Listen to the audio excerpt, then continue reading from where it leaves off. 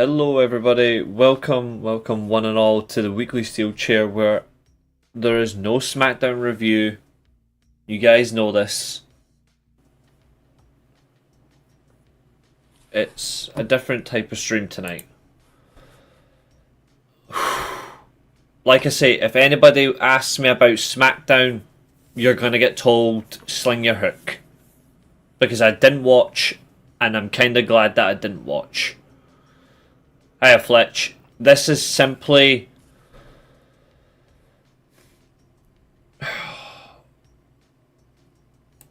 This is going to be quite the show, because when you look at it from a wide perspective, this is not just a discussion, but this is more or less a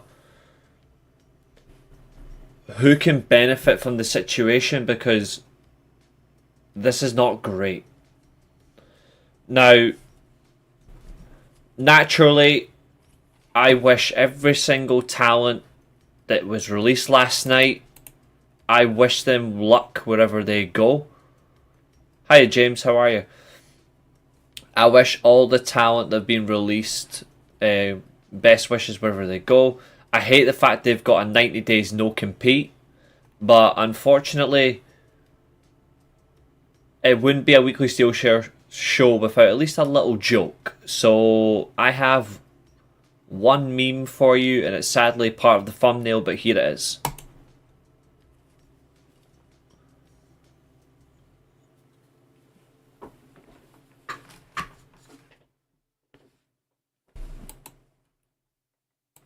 I'm sorry guys, but we have to lighten the mood.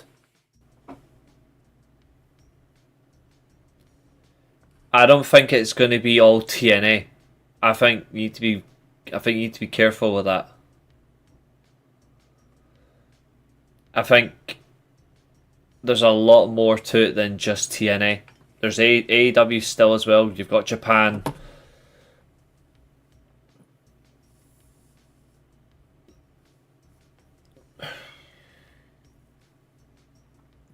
It's still shady. Like, the way they've gone about it is very shady. What's up, Lark Bark? This ain't NXT anymore. I don't care what anyone says. It's never been NXT. It's still TNA and NXT. I hate that people use the two together. But there is bigger problems. I'm not surprised with some of the names that have been released. Some of them shocked me. It shocked me that much that I went and bought a Nitro deck for my Nintendo Switch. Nah, Fletch, no. Don't insult me like that. Don't do that to me. That's just cold.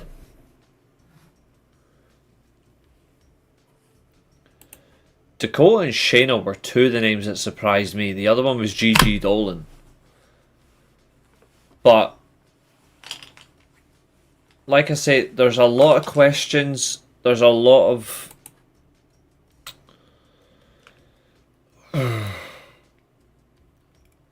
There's a lot of weird debate about this. And I'm struggling to figure some shit out. Honestly, Shayna makes more sense going to TNA than AEW. Dakota Kai would be the one I would send to AEW personally. 2 seconds, guys. I dropped something. I should cut it back up.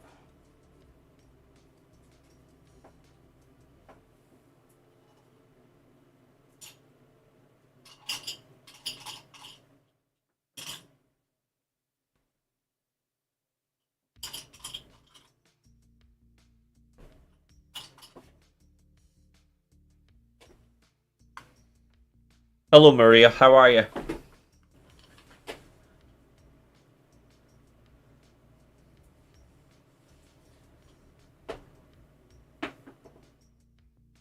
I want to be crystal clear as well. This is not a WWE Prezzo show. So if anyone dares ask me to praise WWE tonight, you can sling your hook.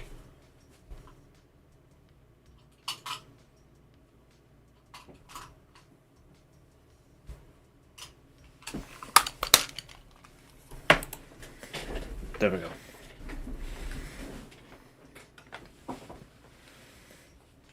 Alright, Catherine. I don't even know what happened on SmackDown. I generally do not know. I didn't watch. I went to sleep. After I got angry at all the releases, I literally went to sleep. So I do not know what happened on SmackDown. I'm actually kind of glad that I'm no longer doing SmackDown reviews. I actually think I've dodged a bullet.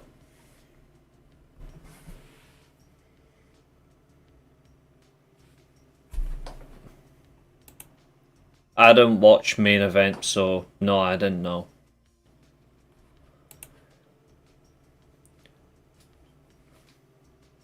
Considering that they want to bring in their own tag team titles, yes they do.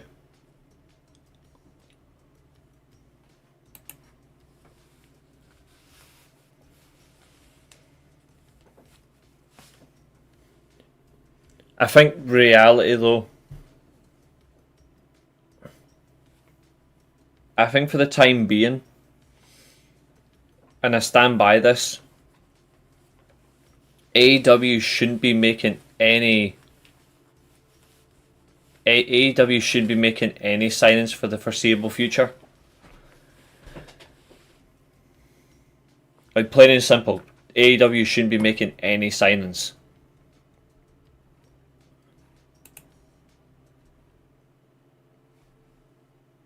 Doesn't exactly fit though, does it? They're totally different.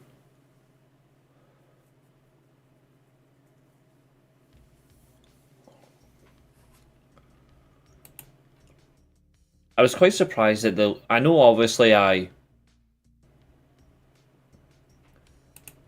only different I like Gigi Dolan. Cora Jade will. Gigi no. Gigi literally loves wrestling. Yeah, Elena Black, she was on AEW Dark. They need someone to fill out those Ring of Honor tapings. A few of them. Jakara Jackson makes a lot of sense for that. I agree. I think they shouldn't. The only one that I actually think would make sense for them straight away is Dakota Kai. Now, B. Presley absolutely will be available in 7 days' time. Cora Jade deserves to be fired, 100%. The anger of CM Junk is about to kick in. Braun Strowman versus Brody King, one match. Braun Strowman is another one. I really wonder where they go. He was doing really well as well. It's a shame. Now, a lot of people are going to say, oh, it's understandable because these talents have been injured, but if there's any one company out there who shouldn't be making these kind of cuts, it is WWE. There's no excuse.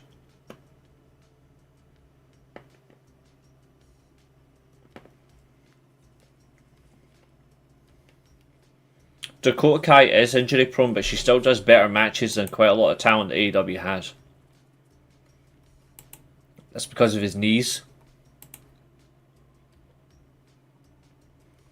I think Blair Davenport, because should we go back to B. Presley, she'll do well wherever she goes. The US title scene was cooking, sad to see Strowman go. WWE just making stupid mistakes. Now, obviously, people are going to say you can't blame Triple H, you can't blame Shawn Michaels.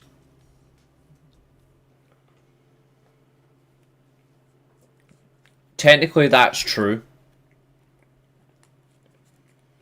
And technically, it's not true. So, the part that's true is they have to confirm who gets cut. That's a fact. Triple H and Shawn Michaels have to confirm who is getting cut. but they cannot. They're basically sitting dark. So whatever they would have been told prior to making the cuts. Again, why does it always have to be before a live TV episode? Which makes no sense. They've been told, right, you need to cut X amount of talent from the budget that we're paying out. Get it done, get me the rap sheet, and then we'll sack them off. So, in a way, Levesque and Higginbottom, or as you guys would know them, Triple H and Shawn Michaels, they have to literally just go, right, we've been told to cut X amount of people, this is what we need to cut, scrap, scrap, scrap. And they are going to factor in a lot. The problem with that is TKO still don't care. They're still going to go, this isn't enough, so keep going.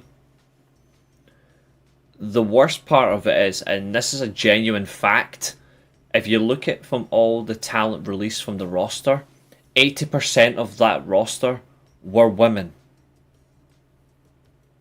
80% of the talent released are women. Yeah, Samoans literally have a get out of jail free card in WWE. Always.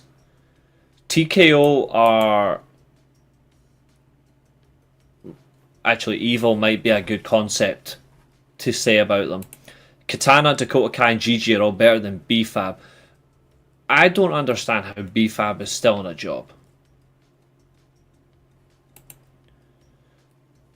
Maybe, I don't know. They're not really using Nakamura. New Japan can use them. New Japan necessarily don't need Nakamura from a wrestler perspective, but it'd be good to have him on Tanahashi's final tour. Nakamura would be great in terms of how he was before he left. Like, he wasn't just the Chaos King, and he was an incredible IWGP champion, but he was also a good mentor to young talent. I think Nakamura would be excellent in the dojos. And then you have him in the odd pay-per-view match as a special attraction. Like, how fitting would it be that Nakamura is the final opponent? Nakamura is the final opponent for Tanahashi at Wrestle Kingdom 20. How fitting would that be? No, I would have them as one last singles match. Co-main event, Tanahashi versus Nakamura, if it was allowed. If it was allowed. Karrion Kross, on the other hand, fuck knows what's going to happen to him. Like, he went from TikToking, as in click clock, and then he goes to Jesus, and then he goes to one of the most important shoot promos you'll hear for a long time, to wherever the fuck he's on now. Losing to Dragon Lee on main event. No talent from Evolver released. Catherine is right. Nikita Lyons was dropped. Nikita Lyons was dropped to Evolve. But hey, NXT is a development brand, guys.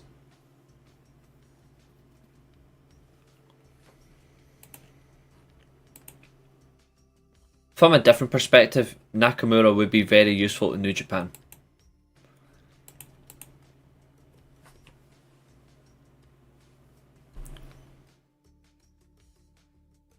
Beats the hell out of me. I don't know. B-Fab either has to have dirt on Triple H or she's blowing him. Wow.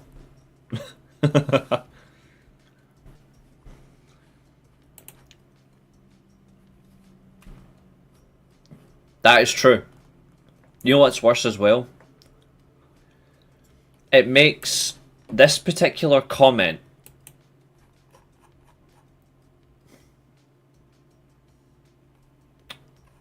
well, I'd like to see what you guys think.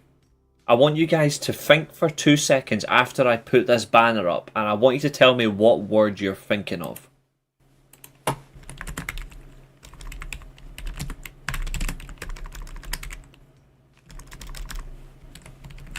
Now hold on, just 2 seconds. I'm going to bring it up, and I just want you guys to tell me what word or words, and you can say whatever you want in the live chat, how you react to this comment.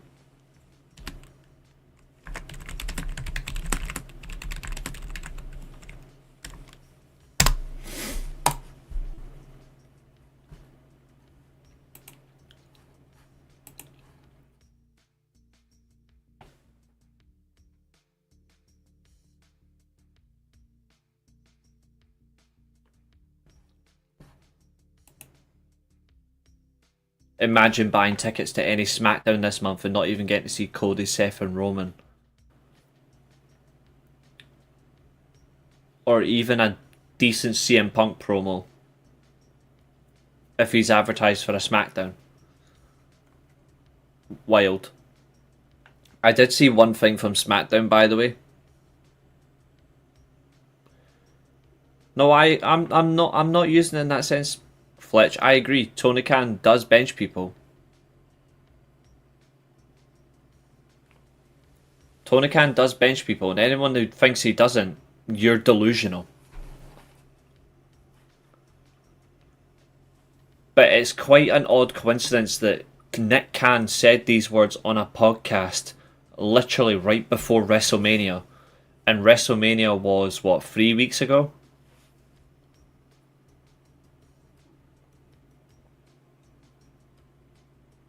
I think any major wrestling promotion at some point needs to bench people. No, it would be easier for any major wrestling promotion is not to completely stack their rosters where it's physically impossible to get on telly. Remember, you're advertising 2.5 hours worth of television.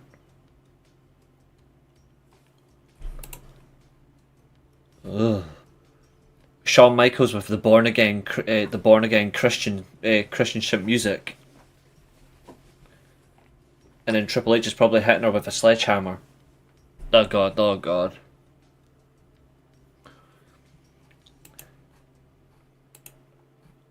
Don't sign everyone, exactly. Go and make a name for yourself on the indie scene. Go and have fun on the indies. Go and stack yourself across multiple promotions. Don't become so adjusted to one organization. This is the chance for wrestlers to take advantage of what's available.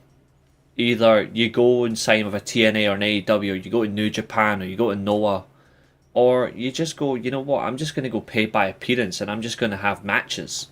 I'm going to improve my craft. Yeah, have fun. Matt Cardona tweeted it last night. Mustafa Ali done it when he got released. Nick Nemeth done it when he got released. Bet on yourself. Now, some talents are still in the indie scene that got released from WWE a couple of years ago, but they're actually having more fun. And now, I do sympathise with some of these talents, right? Just remember this. Thank you, Daniel, for subscribing. I appreciate that. That's very kind of you. I think that's what, number 308? No, 309. Thank you. We've gained 2 subscribers during this stream. Thank you already, everyone. We've got 20 people watching, 19 on YouTube. Please do hit that like button. I really do appreciate it. Whatever happened to Rockstar Spud? I actually don't know where he is right now. I think he's still in the indie scene. Let me see. Yeah, Drake Maverick, where are you? Oh wait, he did retire. Oh no, they rehired him and they fired. He's only 42. I'll answer that question in a minute, Catherine, because I've got something to say about that. Don't worry. Let's see, where is he right now? Oh, he's a writer for Raw. Drake Maverick, he's currently a writer for Raw. So he's on the creative team. Stupid, the guy's incredible. He's actually I actually think he's a very underrated wrestler.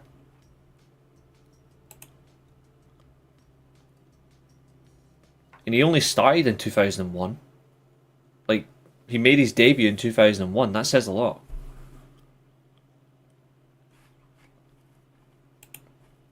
I'm two ways about it. So, the first part, rightly so.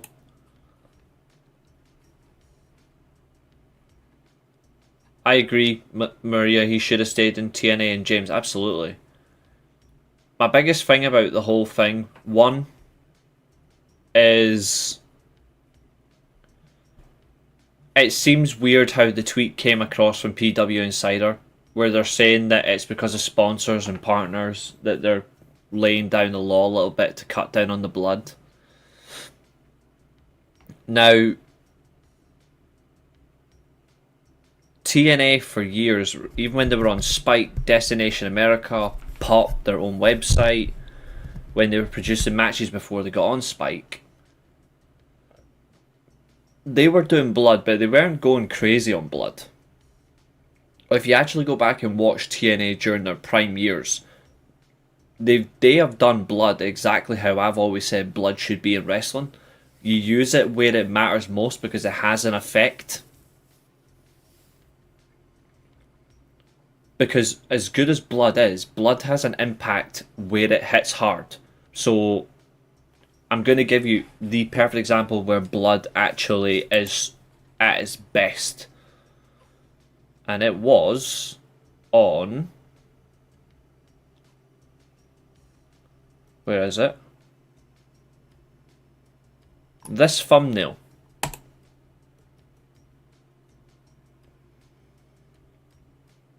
Now, it's not excessive here, but this is where you use blood smart in your hottest feud. I'm still traumatized by RVD. Yeah, that was wild, that was wild. But for me, it screams WWE, and it screams control, and it does piss me off.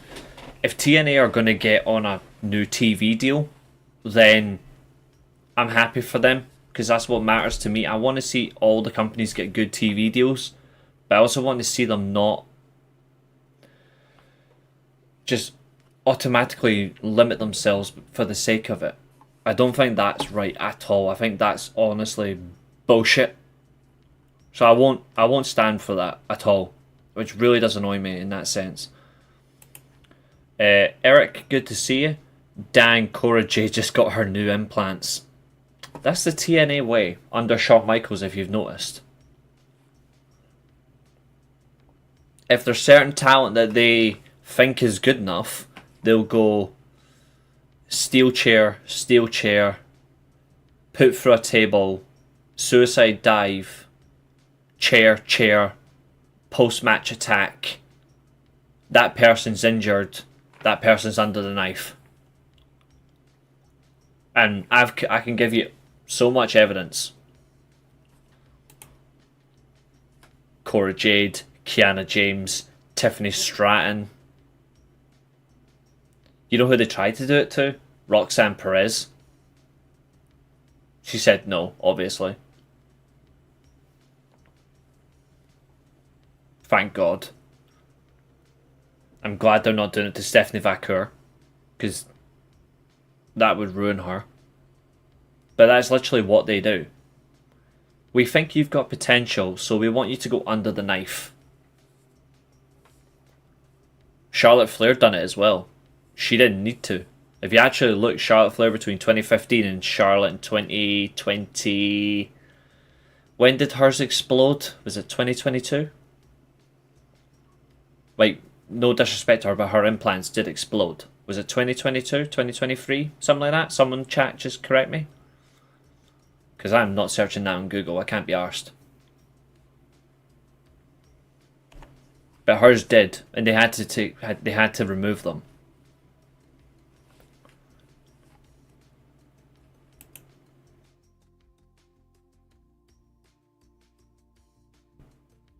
What's up, Billy? Quick question. What's SmackDown?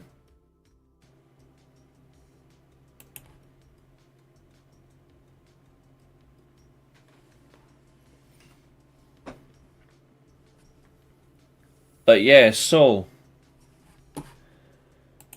talent cuts. And there's been a fair few. Much better than SmackDown, put it that way. But I'm still not reviewing it.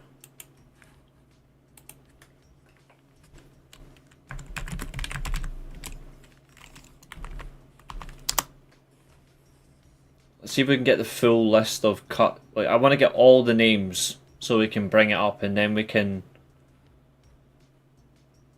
really hit at it.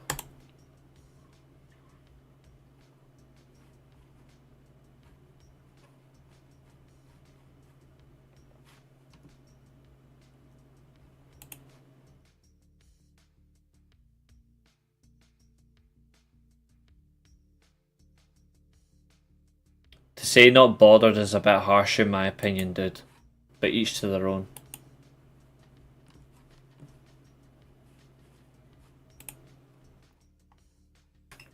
Okay, so there's... So we got 1, 2, 3, 4, 5, 6, 7, 8, 9, 10, 11, 12, 13, 14, 15, 16.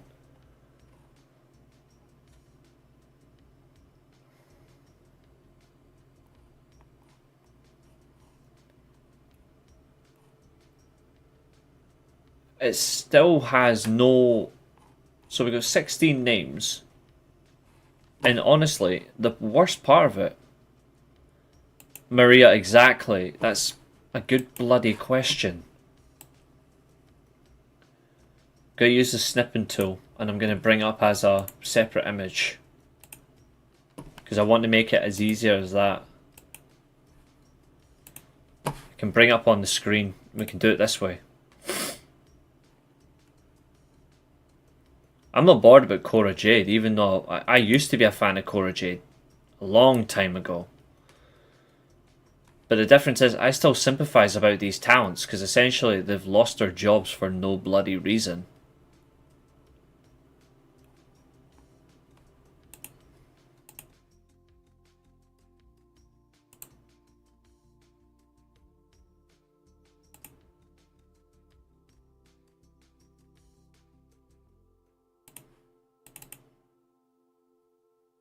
Okay, here we go.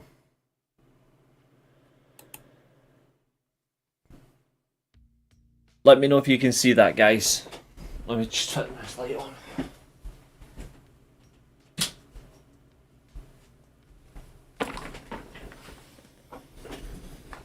Okay.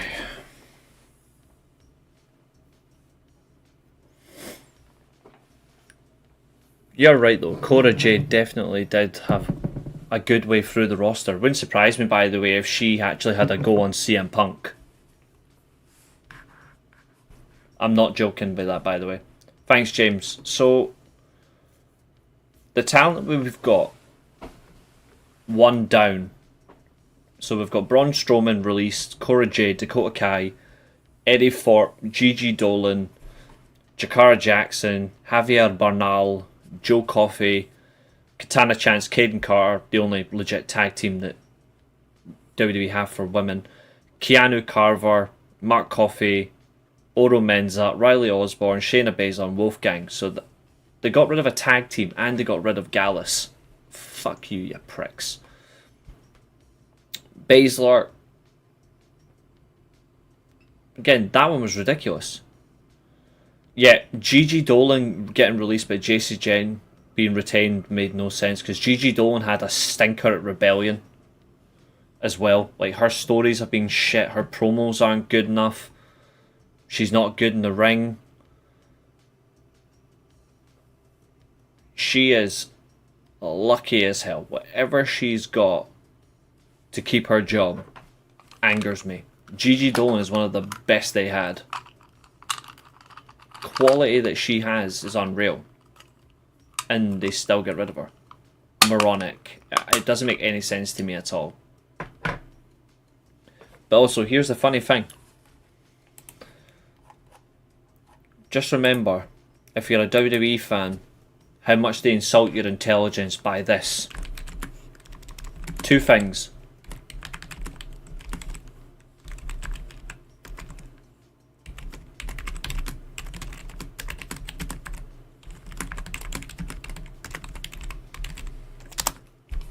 So number one and then number two is on its way. So here's the first one.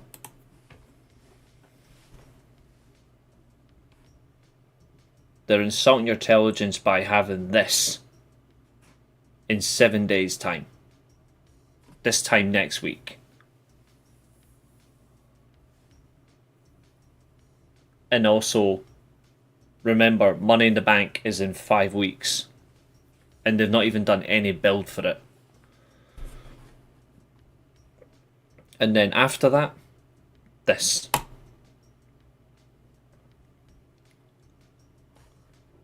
One, 2, 3, 4, 5, 6, 7 of these are women. And you want to bin them off.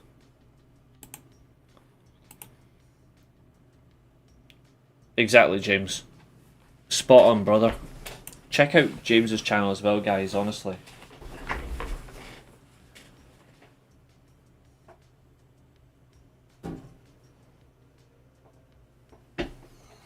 Need to hit the hard stuff heavy. We may as well.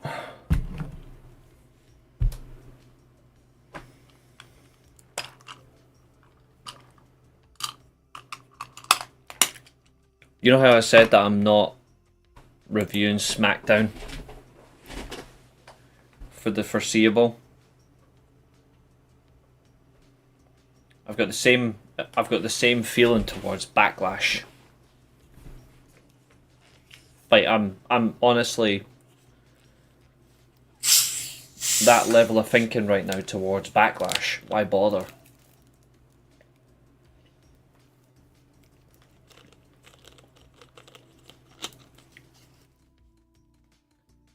Now, I'm not going to come on here and have full outrage that I liked every single one of these talents. I don't. I like some of them, but I don't like all of them. But unlike social media, which is filled with morons calling them traitors wherever they go, and they're going to guarantee, I'm going to say they're making stupid mistakes. What fatal four-way?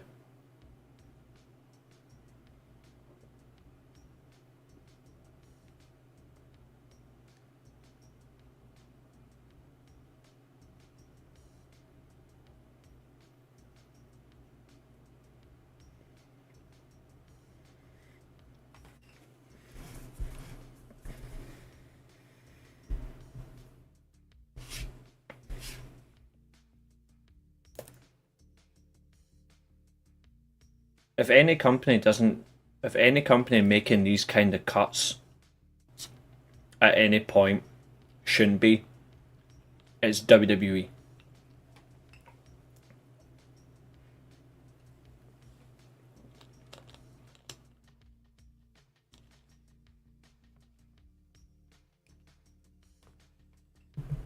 All the, oh, we've got record revenue, record gates. We're breaking XYZ records. It's all the greed. Shotzi just got released. Patrick the Heel's going to be crying all over social media right now. That's a dig at him because he's a fanny. But if Shotzi Blackheart's being released as well, Jesus.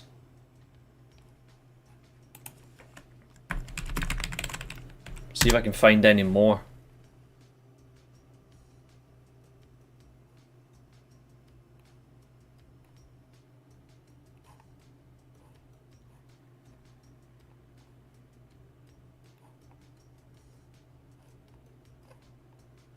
See if there's anything else there.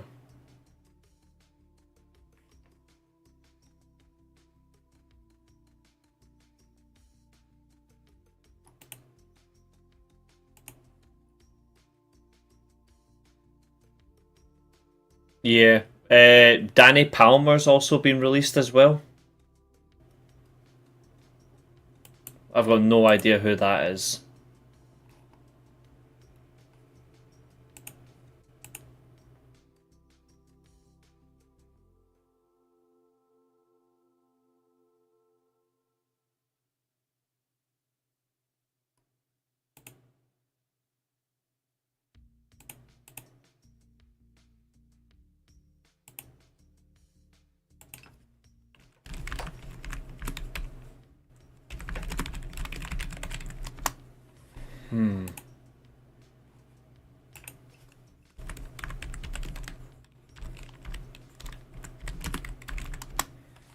Strange.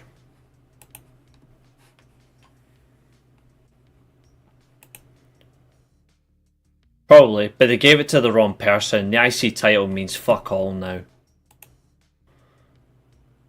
Yeah, 100%. It was... I think so. Moose is under contract until 2028. So it's not going to happen. Joe Hendry will, because they're going to buy out his contract. But it seems quite cheap that they're making all these cuts for talent that they are so invested in to bring in talent that will do nothing.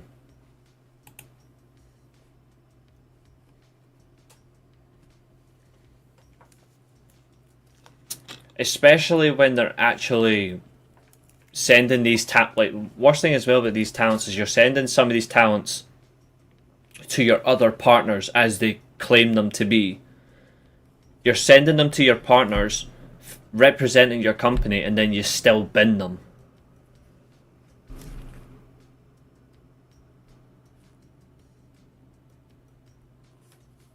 I think that's even worse.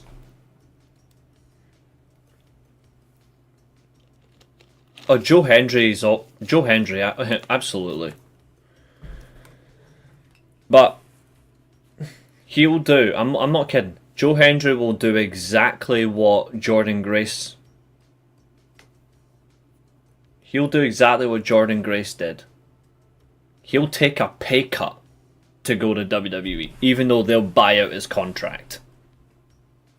Guaranteed. Was Swerve released or did he leave on his own? Swerve got released, I'm pretty sure. I'm sure Swerve got released.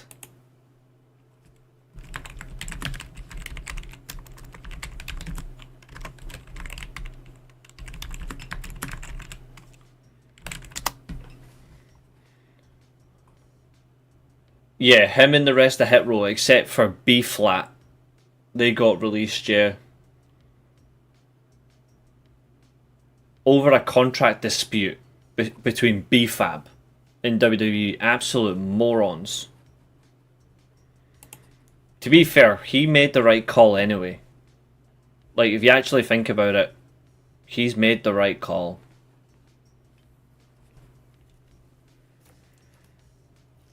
They wouldn't have used him the way he's being used right now, to be fair, in that main scene, so...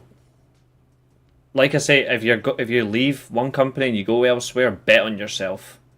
That's what it's supposed to be.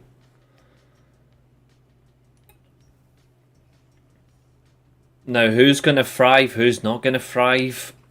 That's a big question. Realistically...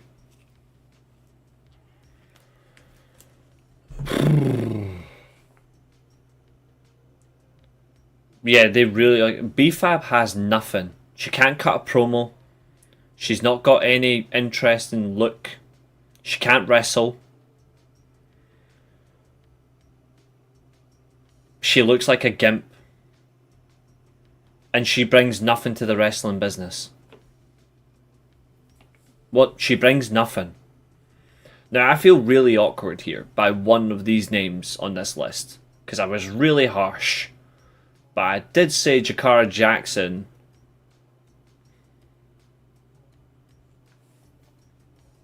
Yeah, absolutely. Always go and bet on yourself. But to be fair, like I said earlier on, because I mentioned Matt Cardona's tweet, Nick Nemeth and Mustafa Ali tweeted the exact same thing, and they're right. Go and bet on yourself wherever you go. If you go to another promotion or you go do the appearance to appearance in the indies, you'll actually make money consistently by doing that. But I think, was it not? It was leading up to WrestleMania. I think it was. I can't remember what event it was, but there was a multi-woman tag match. And thanks, Rich. I appreciate it. We had like 20 people in here earlier on as well, which is really good. And we are doing really well. We're up to, what, 309 right now still, which is quality. Hard work pays off, you know what I mean?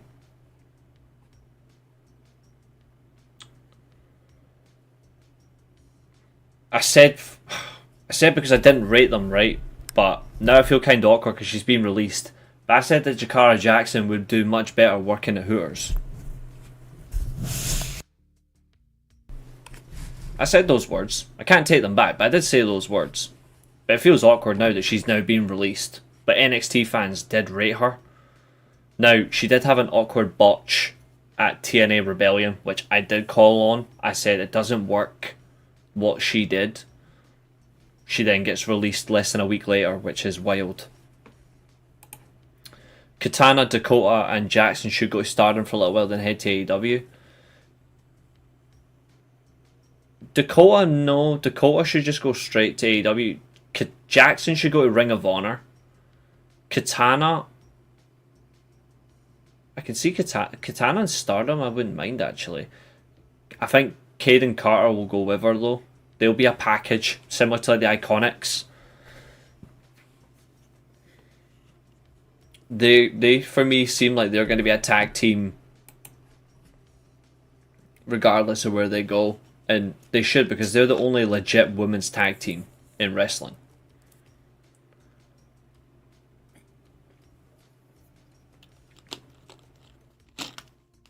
But I may as well throw over to everybody.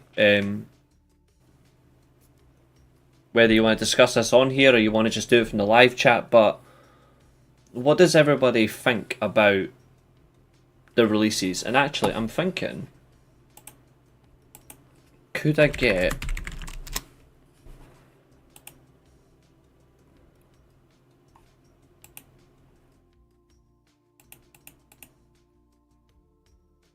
but it might take a while just to prepare it. Could I or could I not? I wonder. I do not want to subscribe to your preferences, you absolute reprobate system. Confirm. Yeah, of course, all the names that have been released, bar 2, are on screen. So we've got Braun Strowman, Cora Jade, Dakota Kai, Eddie Thorpe, Gigi Dolan, Jakara Jackson, Javier Bernal, Joe Coffey, Caden and Katana, Keanu Carver, Mark Coffey, Oro Menza, Riley Osborne, Shayna Baszler, Wolfgang, and then added to the list is Danny Palmer and Shotzi Blackheart. That's alright. No matter where you listen anyway, I do appreciate it. But what does, in terms of who's actually been released, take all those names, where do you think each one goes? And which one do you think just walks away from wrestling? Because there are some that might just walk away. But what are we thinking, folks? Let me get your views on it.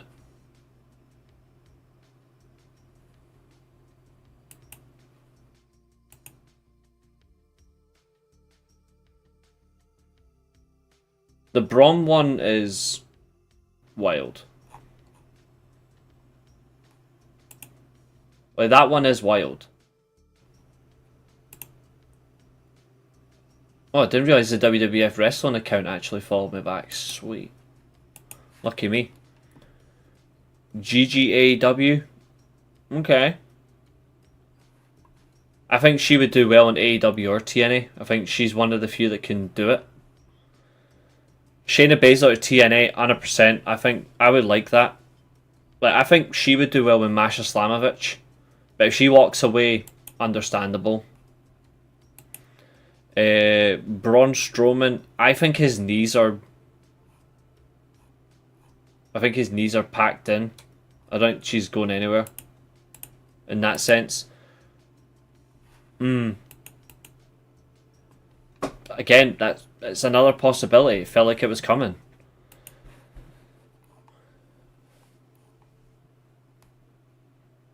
It's wild as well. Shotzi Blackheart, and this was only moved to the alumni stage of the roster an hour ago. And then within that 60 minutes, she was binned.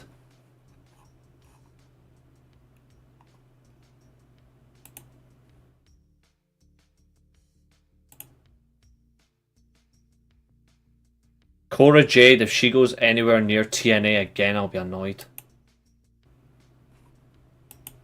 She should stick to something else. Wrestling is not for Cora Jade. Now, weirdly enough, Tegan Knox has tweeted. Yeah, Shots is one. I did see that. Tegan Knox did tweet yesterday. Imagine releasing talent like that. Place is fucking insane.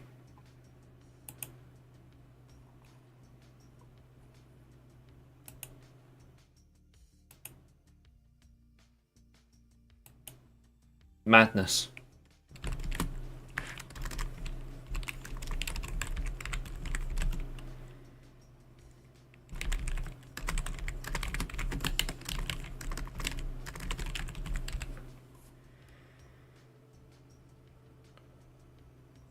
I hope she doesn't go to AEW. I really do not want Cora Jade anywhere near AEW. I don't want her anywhere near TNA as well. Like, I just want her to piss off out of wrestling.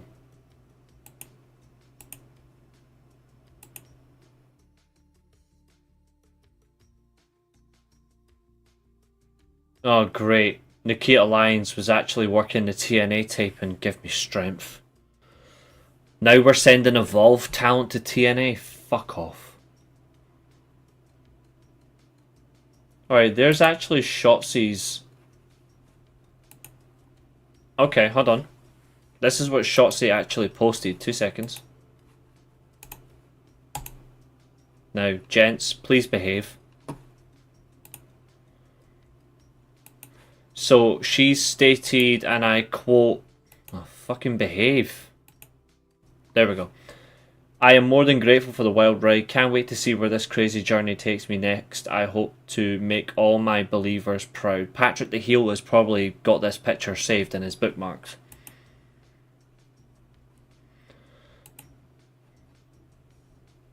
I'm not kidding. Okay, so... There are some people, obviously, who are tweeting. And to be fair, I can see why. Oh, yeah. And she still is.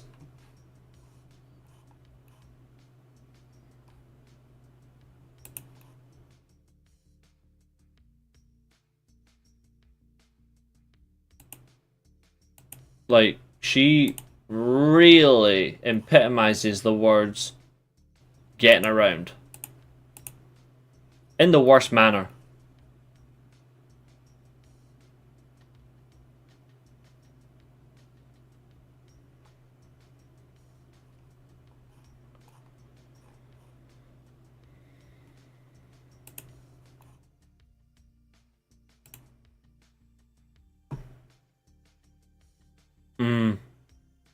Yeah, I'm not...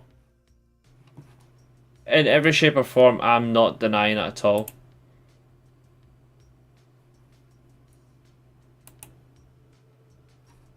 Cora Jade put up a... Cora Jade put like her tweet as well, from 40 minutes ago. She put up a picture of her sitting in a crowd as a young teenager, obviously, and she's put up a tweet about her dream. But Cora Jade tweeted this. Let me just bring this up. This is actually quite a shame, to be fair. So she says,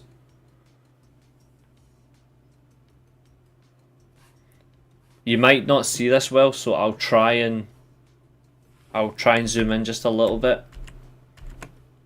So Cora says, and I quote, dropping out of high school at 15 to chase my dreams was scary, but I'm so thankful it worked out for the first time that it did. I got to live out so many childhood dreams, go so many places, do so many things, and most importantly, I met some of the most important people in my life that I know I'll have in my corner forever. Please put a new paragraph. Unfortunately, it didn't go how I envisioned, and I'm disappointed by a lot of things, but I can look back with no regrets and know I did everything with love and passion and always stood up for myself, even in the times I was scared. I'm proud of myself for that. With all that being said, trust in all caps, appropriately put. Trust that this is not the end and my only new beginning. I have a lot to say when the time is right. I have so many ideas and I'm excited for the future and to be able to show what I'm truly capable of. Elena Black is back from the dead, bitches. See you in 30. 30 days she can take bookings again. I hate... Now if a talent gets released, I get it, right? It happens. I dislike the fact that they have to do the no-compete bollocks. There should be no need for that. Especially when they said they're done with no-compete clauses.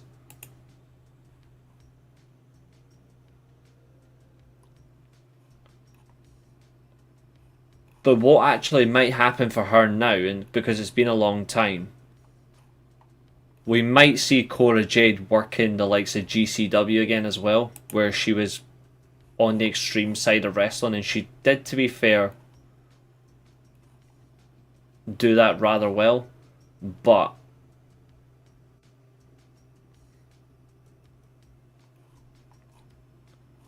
I'm not convinced that they're getting anywhere.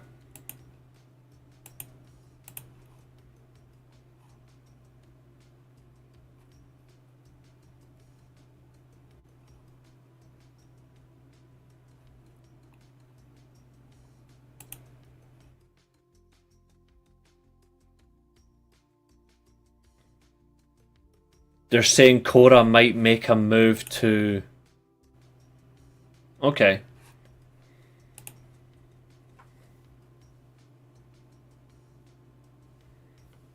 Wait, what?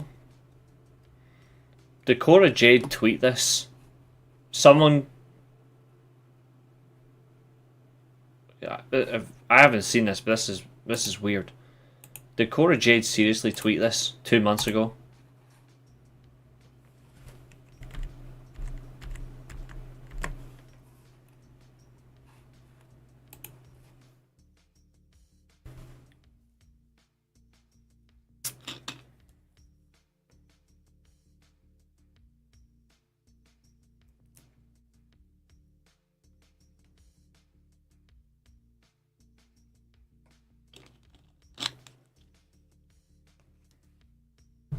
If so, Jesus.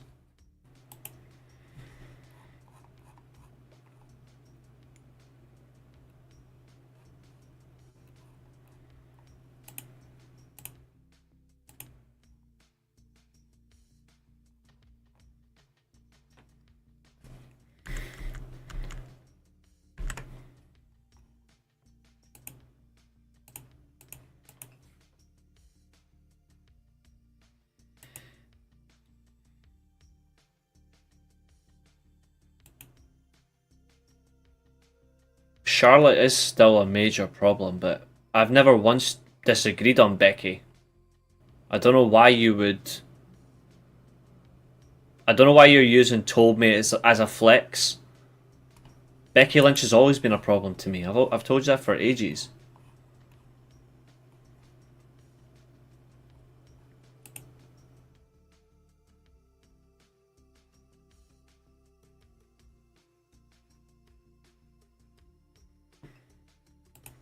Why cut people when your company is making historic profits?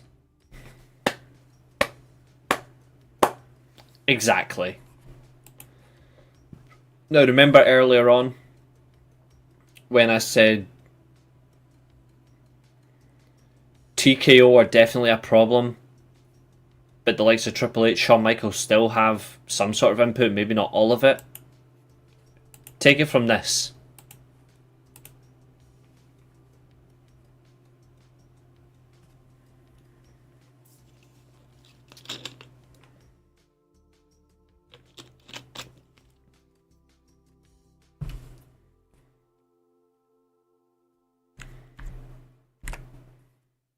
So,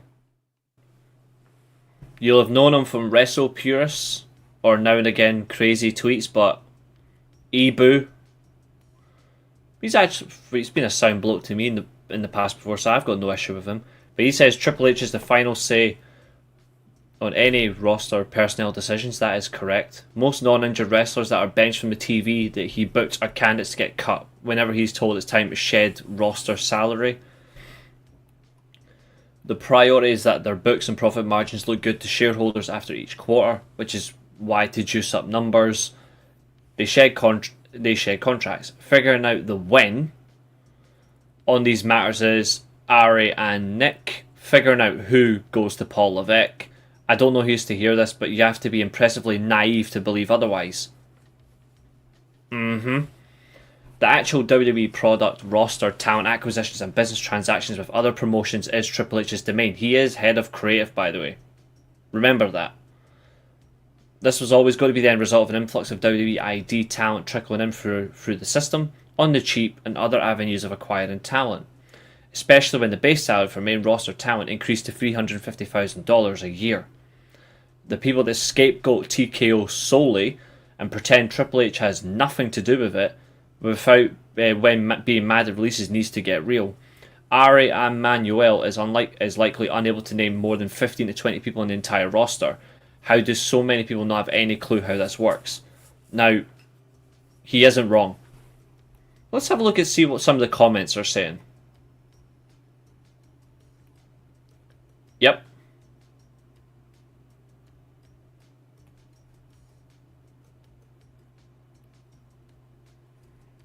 See if we have any different opinion.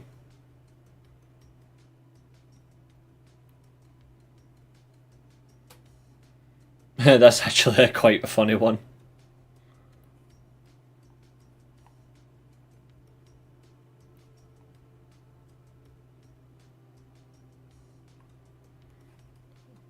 Judging by your name, mate, you're probably a serial killer in the making.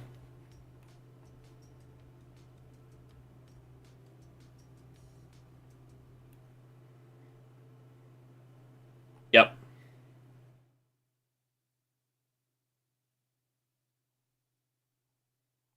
Ugh, what a load of shite. Yep, 100%. I've seen a lot of people just saying it's TKO. But that's the reality of it. They all have a part to play, but only one side's going to get the blame, which is wrong.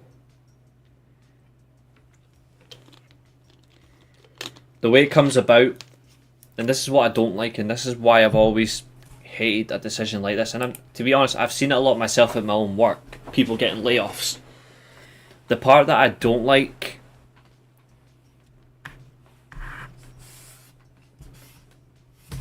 and this is the same in any industry, it's not just this industry, it's every industry, is people will use it in a variety of ways, and most of the time it's the wrong way. They'll use it to point score, they'll use it to mock, they'll use it as a way to show that they're still secure. They'll effectively make the situation more uncomfortable than what it is. And that for me is why I sympathise more with the people than anything else. I sympathise with them because end of the day, it's people's livelihoods are being taken away right now. Regardless of the money. To some people, a job is a job, but to some people, there's more than just a job. Like, it's their passion, it's their dream, it's everything they work for, because it's what they want. And then you're in that place, or you're in a place where you've always wanted to get to, and you think you're doing well, and it's showing,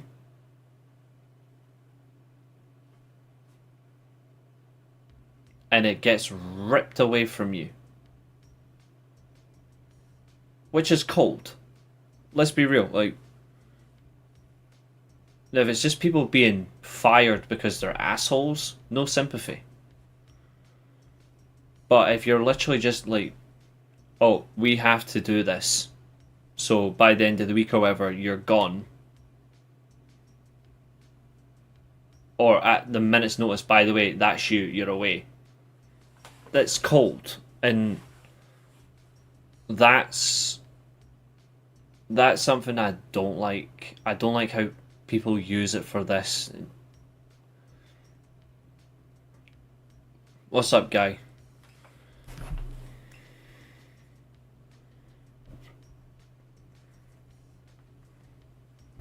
But there's ways about it, you know? Barcelona 1-0 down after 6 minutes. That's funny.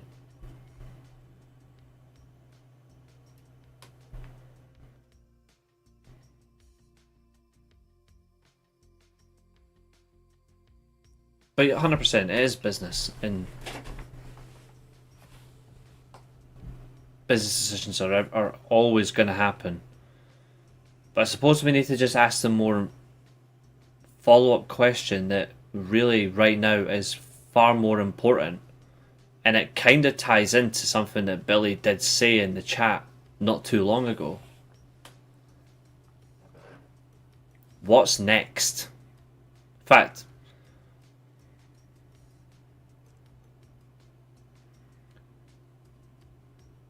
let's go from it from a different angle. Not just what's next, but who's next. Cora Jade getting released is a win for wrestling anyway.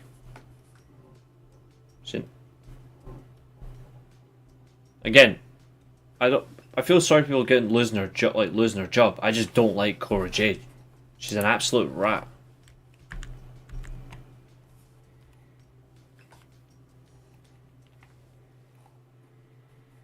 Nakamura at some point probably will get... He will at some point probably get released.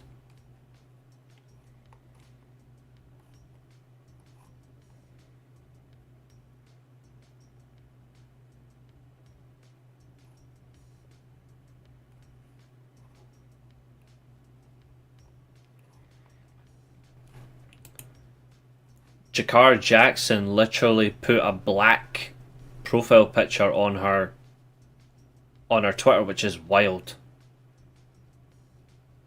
Like, she's just made it a black circle on her Twitter page. If that doesn't say a lot, then I don't know what will.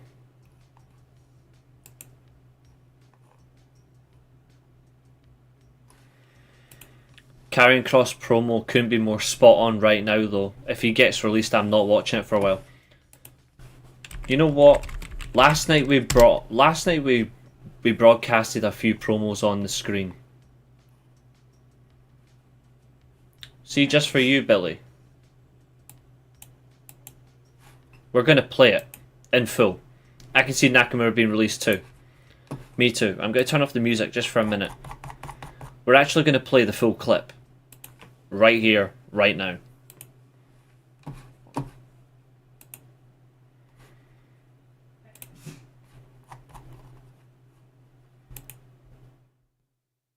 I think you need to change the word great to something else. I think the word what you should be saying is that promo was insightful. I don't know, maybe.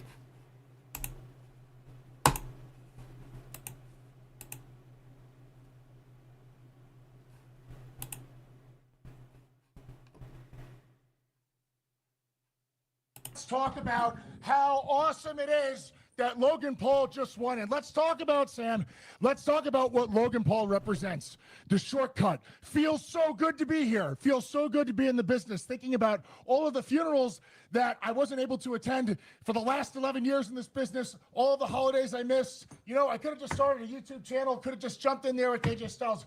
Feels really good, right? It's awesome. It's really good. Do you guys know we have 25 years combined experience, and what are we doing on Mania? Well, they know because they're normal human beings, and they actually. Fun fact, Scarlett Bordeaux actually is an excellent women's wrestler. But Triple H won't know that because he's a fucking blind bald bastard. Professional wrestling, but apparently that doesn't mean shit anymore. That doesn't True, by the way.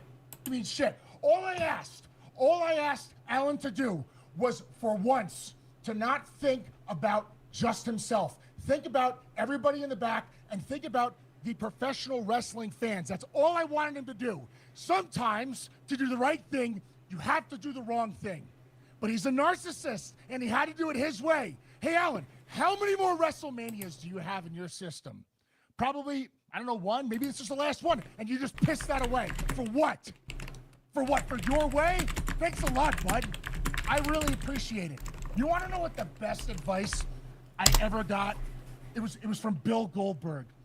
2021, back when I was in the Twilight Zone, you know what I mean? I'm wrestling for gasoline. It was awesome. Let me tell you all about it.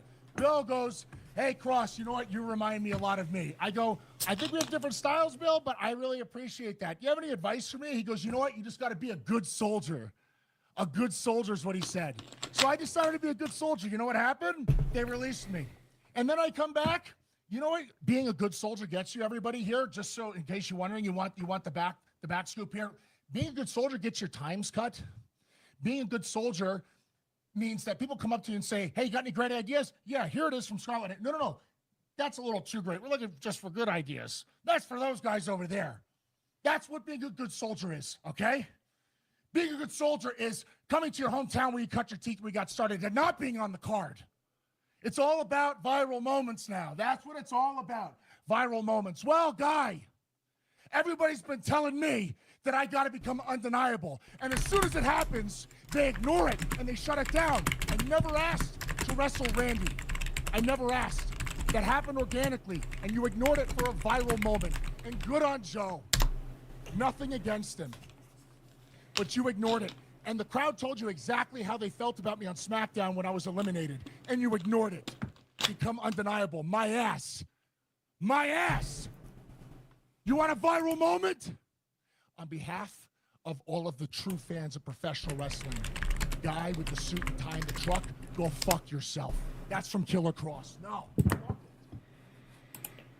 I really miss Killer Cross. Quote the Raven, nevermore.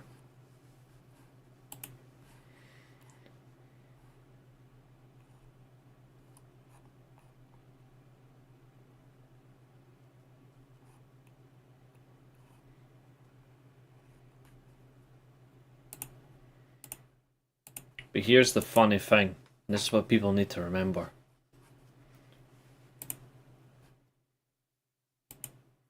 You can only be a fan of a company for so much, but you should actually just be a fan of the talent. I'll say it again. You can be a fan of the company for so long, but you should be a fan of the talent.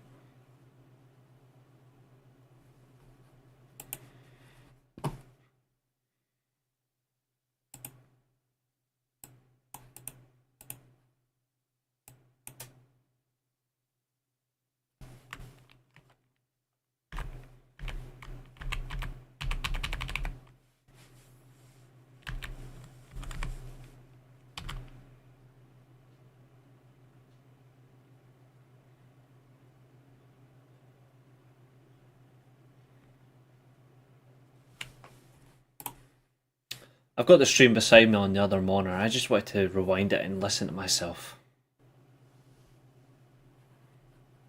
I wanted to hear myself. You know what the difference is?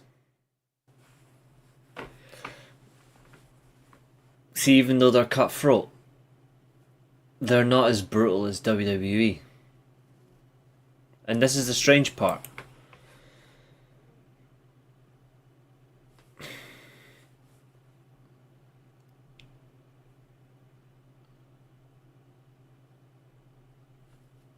If this had been 4 years ago, not many people are going to bat an eyelash over roster cuts. because we're just coming out of COVID, you know? But this is 2025 where WWE are milking their tickets to the point that it becomes difficult to buy. And you're getting it so expensive. You're drawing in these record crowds, as they say.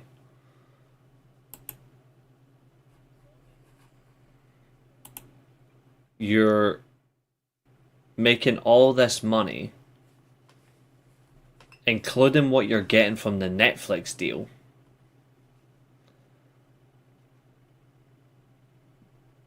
But they're still cutting talent.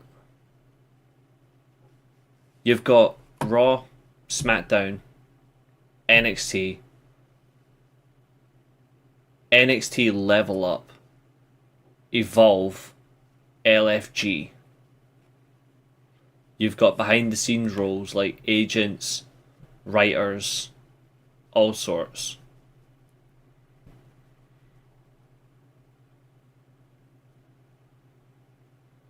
Camera crew.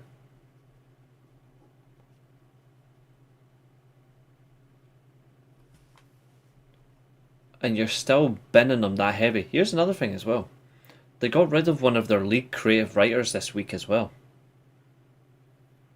Like, really high up, head of a creative department was also let go.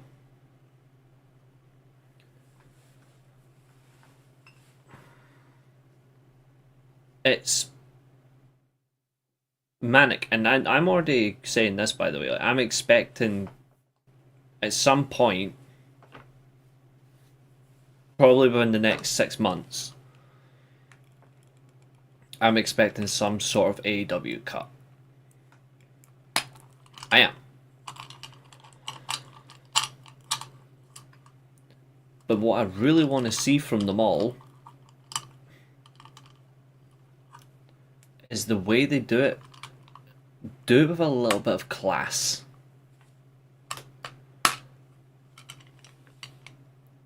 Now, Maria said it best earlier on as a question, and I said I don't know. But there's a way of doing it. They shouldn't be making these releases literally as you're about to go live for a show. Like these guys.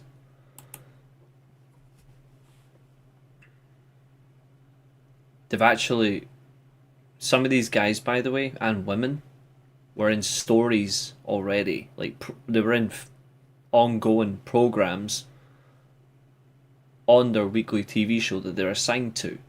So you've already brought that to a halt. You're going to have to shift talent around to something new. Why makes... It doesn't actually help. Now, I'm not a big watcher of NXT, so I don't know who's necessarily in what.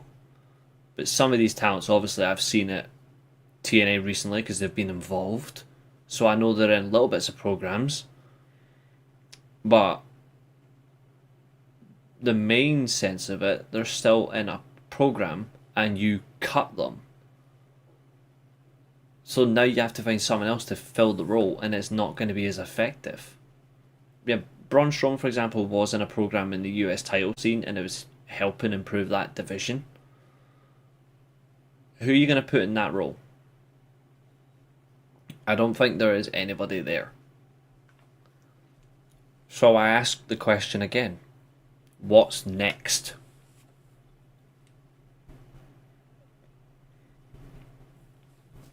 Because me personally, I don't know.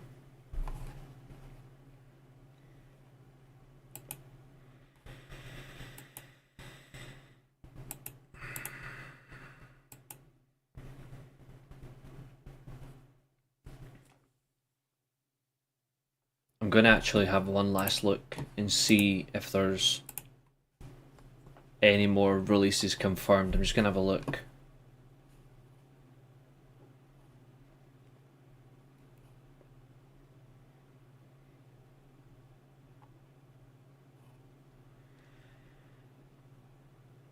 Good idea, James. Good idea. I'm just having a quick look to see if there's any more. Does Finlay still have a job? I believe so.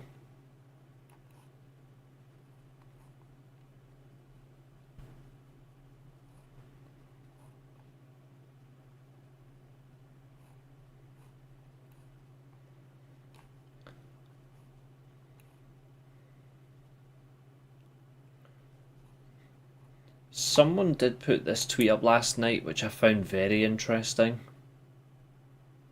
Because people are obviously using that as a spin. I did quote this tweet, but all I said was wow. All I did was quote wow.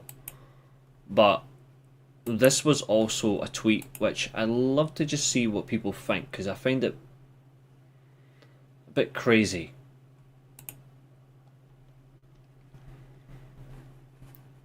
So as you can see, that's 8 women released. This is the tweet.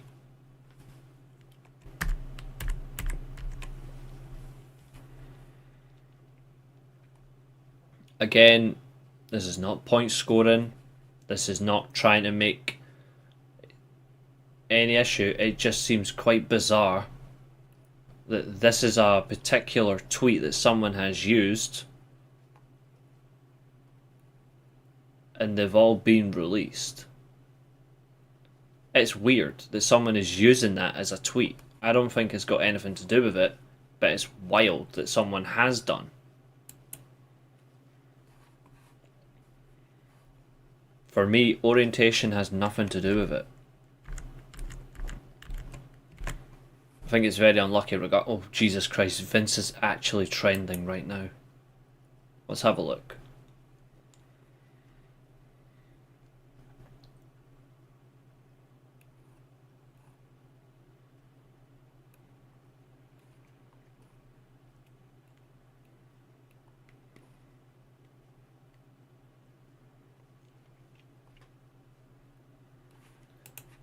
She's bisexual, isn't it? Same as Shayna Baszler.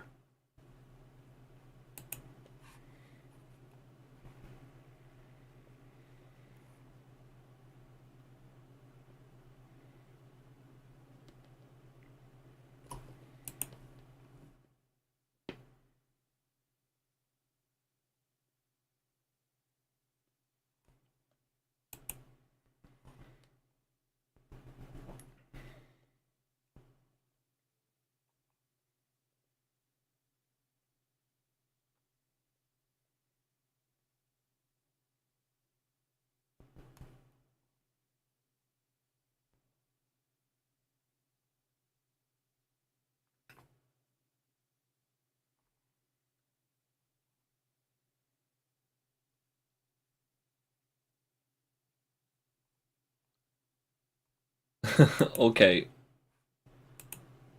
Lol. No, he's not dead. Finley's not dead. But Vince Russo tweeting the man may as well be dead. Who wants a laugh in the comments? Who wants a laugh? Thumbs up for yes, thumbs down for no.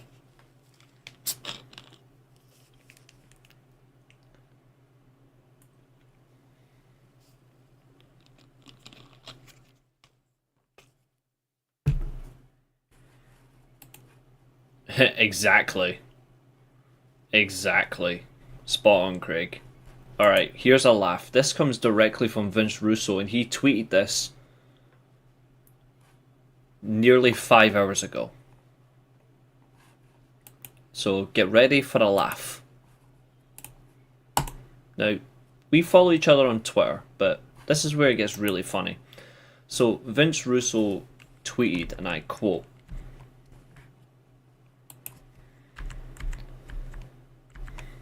because he always has to do bro. Just a question. When these WWE NXT women are pink slipped after getting a taste of the roster, not having Trips do anything with them, and then let go after 6 months, do they have to give HBK his hat back? Just curious. Not gonna lie, that is funny.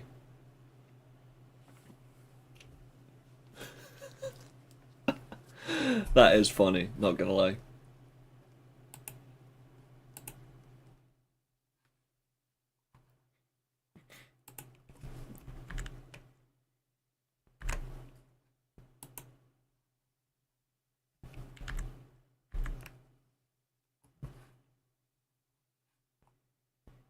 The fact that he put just a question. Let's have a look at the replies. Text HBK and ask him. Star Wars Day tomorrow. I can't wait to do the stream. Points. Yeah. Oh, he's actually. Wow, that's. Well, okay. No, we don't want your Twitch stream on here, fella. But yeah, I'm. At the moment, I'm just not sure what's going on. The landscape of wrestling. I'm eager to see what happens next. I agree with James. I'm waiting till Monday. I think Billy's right, which is very rare. I think Billy's right in the sense of there seems to be more to come. I think we might get another, I don't know, another dozen.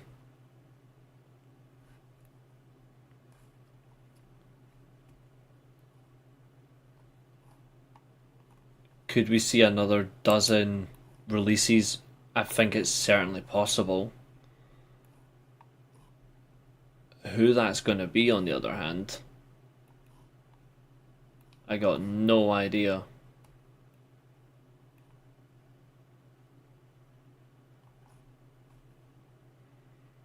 But what do you guys think?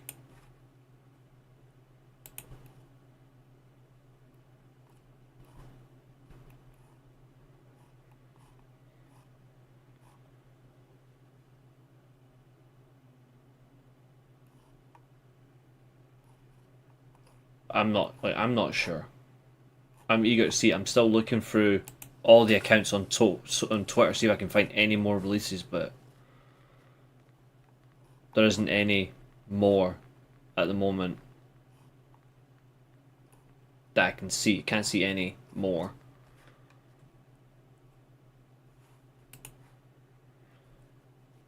I do kind of see it, in a way. I'm not sure if it's the right answer, but she does make more sense than Marina Shafir. You've only ever been right once in your entire lifetime, Billy. They had to make room for that Triple A payroll. They shouldn't need to make room at all. They've got the money. Oh no, Vince isn't dead. No, he's still alive. They did get rid of one of their broadcasters yesterday.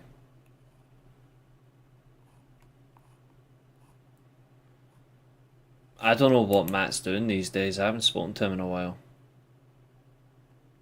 He's not been in here for a while, that's why, so fuck knows, but yeah. I think we would all try. Funny thing is, I think all three of us would. A situation like this, I think all three of us would be understandable, also very like aggressive towards the decisions, but I think it's one of the rare examples that we would all be on the same side of thinking, I think. Vince was trending because of there people are saying that he's had the last laugh selling WWE to TKO, that no matter how bad Triple H is, Vince still was horrible. It's all sorts of shit. He's supposed to be back soon. As far as I'm aware, like he's seriously not far out. I can double check for you his exact return date though.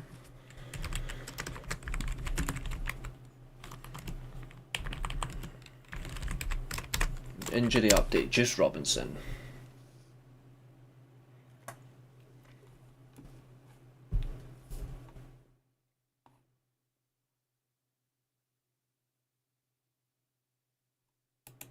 Because he did get injured again as well. That was back in March.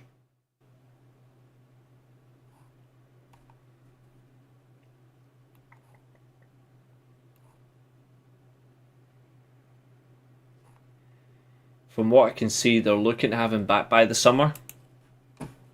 Wardlow He's now trademarking his name, so it looks like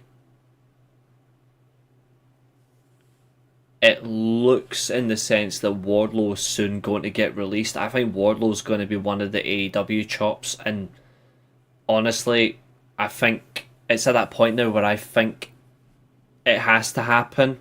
Not in a bad way for him, but I think he does need to, because there's nothing left for him there. Luchasaurus, I actually have no idea. It was really bad for him. Like, his injury was horrible. Really horrible. I'll see what they can do. Yeah, they did drop the ball with him, 100%. Let's see, is there any updates? This was Sports Keyed Up, but this was February. Fuck me, that was a long one. Because he had double pneumonia as well, which was a shame. It nearly killed him. Nah, there's nothing for him.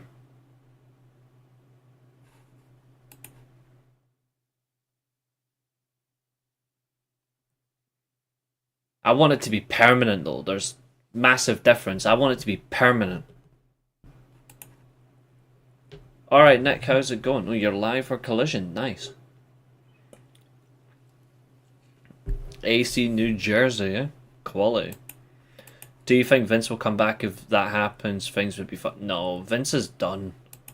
Releases were worse under Vince. People need to remember that. He put a mask on Karrion Kross. He made Moxley lose to Nia. Let's all move on. I think when you look at it, one or the other, not so much. No, he's not. Shut up.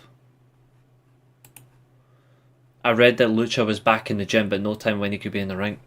I think he might be one that they might cut as well. I think, like I say, I think AEW within the next 5-6 months will make releases before the end of the year. I think they'll have releases as well. And it'll be horrible. I would rather they just gave the full-time role. I would rather they just give the full-time role to Vic Joseph, fire Booker T, fire Pat McAfee, fire Michael Cole, and I'll be happy. We were supposed to have Collision in Wichita May 17th, but it got cancelled. It got there was actually a reason for it. The reason it got cancelled. 2 seconds.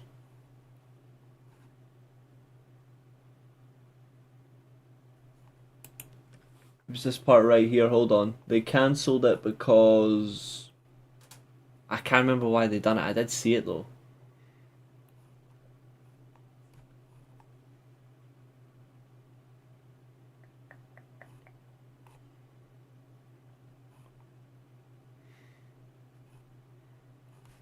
They did cancel. Why did they? They did list the reason why it was cancelled. I'm just trying to find it. 2 seconds.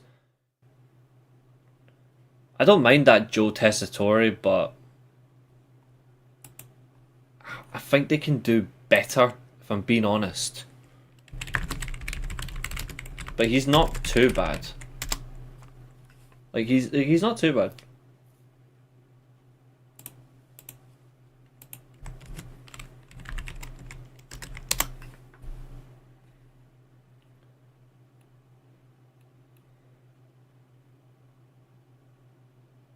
Yeah, because they changed it to a dual taping. That's what they did.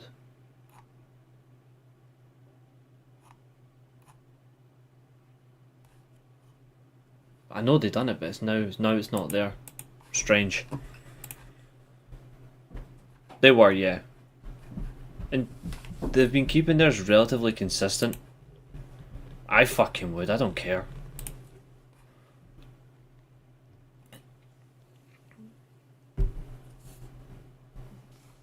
Don't care. He's alright. I don't mind him. But I hate him. He's generally one of the worst commentators in the world. He's an absolute freak. And not freak in a positive way. I genuinely fucking hate him.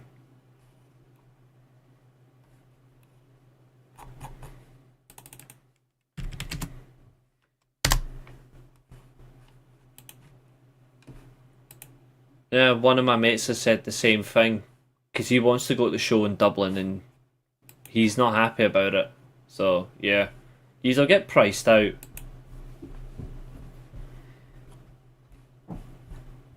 Which is still pathetic. Let's see.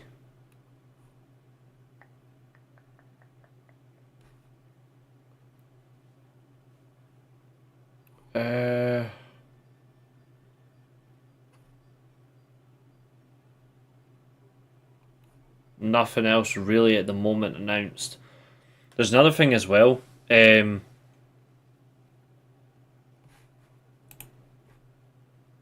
What are you talking about? That's a bit harsh, Bujo. What are you talking about? What did I say that was harsh? What the fuck are you on about?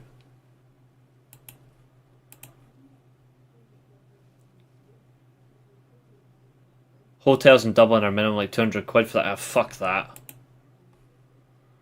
Have you heard the rumours of them turning Dom and Fatu face? I wouldn't with Fatu, but the fans were cheering him before they... Well, I know they're intending to turn Dominic Mysterio babyface, and I'm going to tell you now, that's a bad idea. It's a bad idea. Jacob Fatu, I don't know if he would be an ideal babyface. I don't think he would work. Yeah, no, I agree. I don't think he'd be a good babyface though. This is really actually making me hungry. Good job, I've got chocolate in here. Just proving more and more. Sasha was right with the women's tag division. It's absolutely dead. Yeah, I think you had to. I think you have to. Not saying they're all crap unless you're Pat McAfee, but it's not strong. Pat McAfee makes me want to turn the TV off.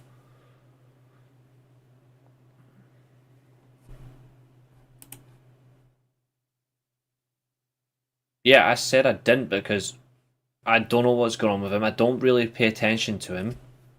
Therefore, I do not care. That's nothing against him. But to come at me by mentioning his illness is fucking lowballing.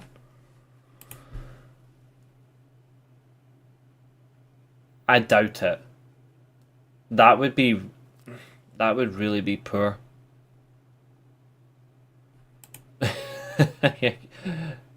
Yes. When it's just one title up for grabs, she will. There's another thing as well people are forgetting. It's not a release, but it's going to be a loss. Just remember that Liv Morgan is also about to take time off.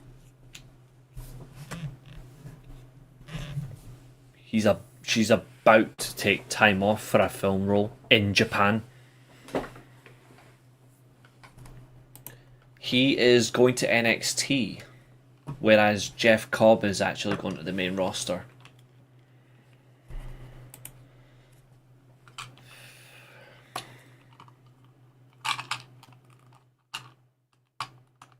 They're trying to take the tag titles off her, but even so, see when she gets that sniff of film role, she'll be like, when's the next one? She's going to start looking now.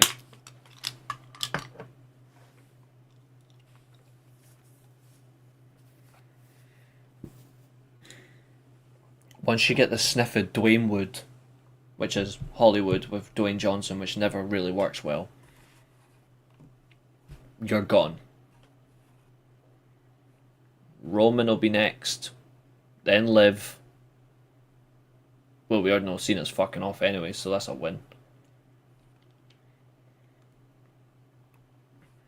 I suppose we can have one last laugh before we wrap up. Another Hulk Hogan lie.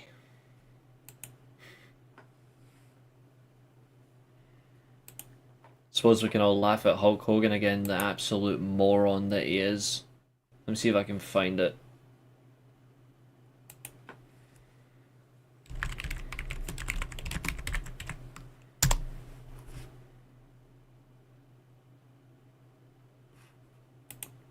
If you really think I'm bashing him, then that says more about you than it says about me.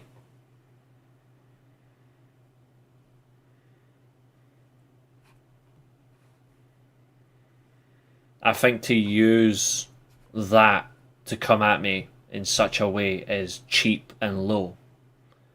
I said I don't particularly care because I've never once looked for any updates on him because I haven't actually at all. This is the first I've heard about it. I'm not looking. But to still go, oh, it's a bit harsh because he's got this. No, I sympathise with any human being that's got that. I've got a relative that died of it. Not that particular illness, but I have a relative that died of cancer. So don't fucking even dare try to use that against me. Ever.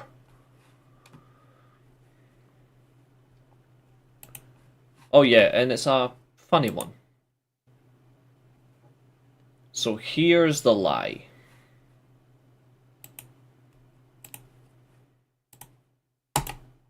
Now I hate the account, but it's the quickest one I can find.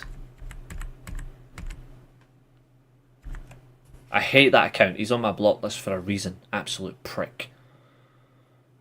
But there you go. Hulk Hogan's latest lie.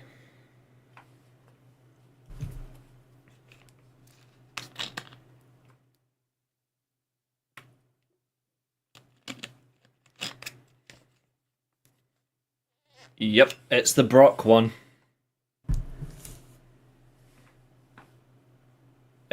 First of all, Brock Lesnar's first opponent when he came back in 2012 was John Cena, you absolute nightmare. And then he wrestled Triple H. So I don't know how you wrestled him, Hulk. You only wrestled him once, and that was in 2002, and you bear hugged yourself. Happy birthday to you, Hassan. Hope you're having a good one for it. Again, Hulk Hogan. The man's terrifying.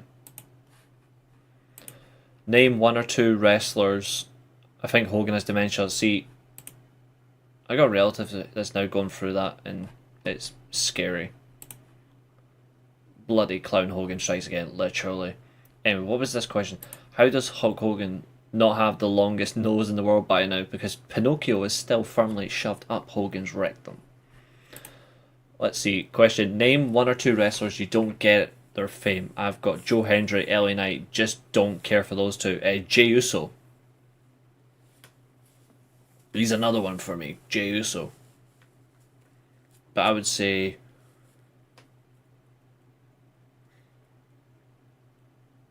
I'm going to say Jey Uso and Tiffany Stratton.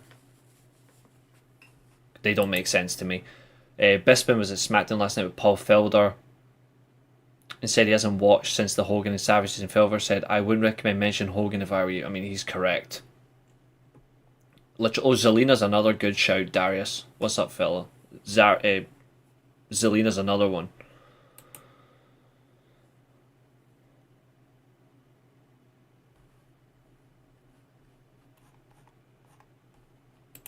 Oh, it makes me ill, this bloody chant. Does Hogan know those two matches are on televised and recorded video? No, he probably thinks they're still part of his 400-day a year cycle. I love how Brett bashes Hogan every opportunity. When it's not Brett, it's Hogan, and when it's not Hogan, it's Brett, and when it's not neither of those two, it's Shawn Michaels. CTE is real for Hogan, but it's not for Steve Austin. Sorry, I thought you would know because there was quite a bit for a while. They were saying donate to him. I didn't know. I didn't know there was any donation stuff like this for him. I'm going to be honest, even when it comes to Joe Doring, I barely know anything about the guy. I barely know anything. So, seriously, why? I've got no... With anyone who's got a serious illness like that, I seriously sympathise. But when I haven't got a clue who they are, I'm not going to just go and all of a sudden research it just because of what's been mentioned. For one, that doesn't do anything for me. Now, I'm hoping that they can treat it. I hope they can find a way to cure it for him. But I generally know fuck all about him. Adesanya said he didn't. he doesn't know if he was going to fight again the other day and talked about his WWE dream after being at WrestleMania. Who would you book as his first opponent? Hulk Hogan. She's got one? I haven't noticed.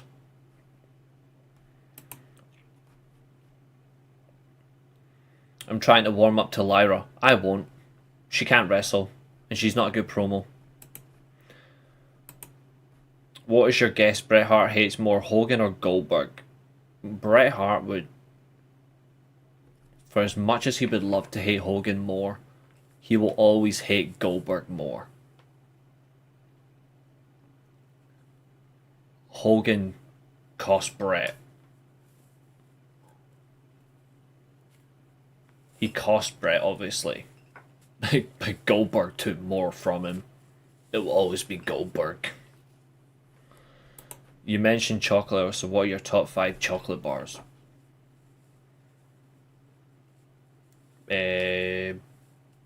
Galaxy Ripple. Galaxy Ripple. Classic Dairy Milk. Mint Aero. Twirl. Mars Bar. Yeah. I'd book him against Logan Paul.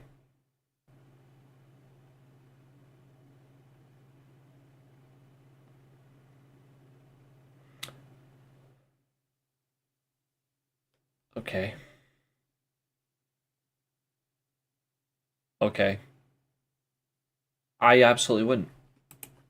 But, fair. Galaxy Ripple is S tier, 100%. Galaxy's a great chocolate bar in itself, but the Ripple's just top tier. I love Galaxy Ripples.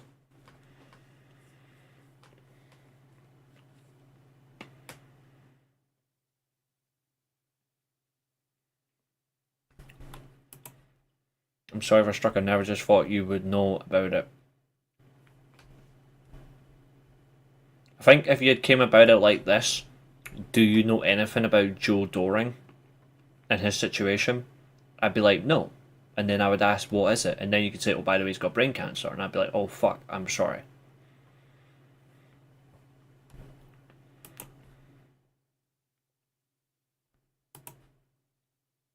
Yes, I do. I still don't think it would work, but whichever way you see is logic, mate. That's all I'm gonna say. If you see it somehow that works, then fair. Milky Way is my most favorite. I haven't had a Milky Way since Christmas because I always get it as part of the celebrations, but that's the only time I actually eat a Milky Way is if I have a tub of celebrations.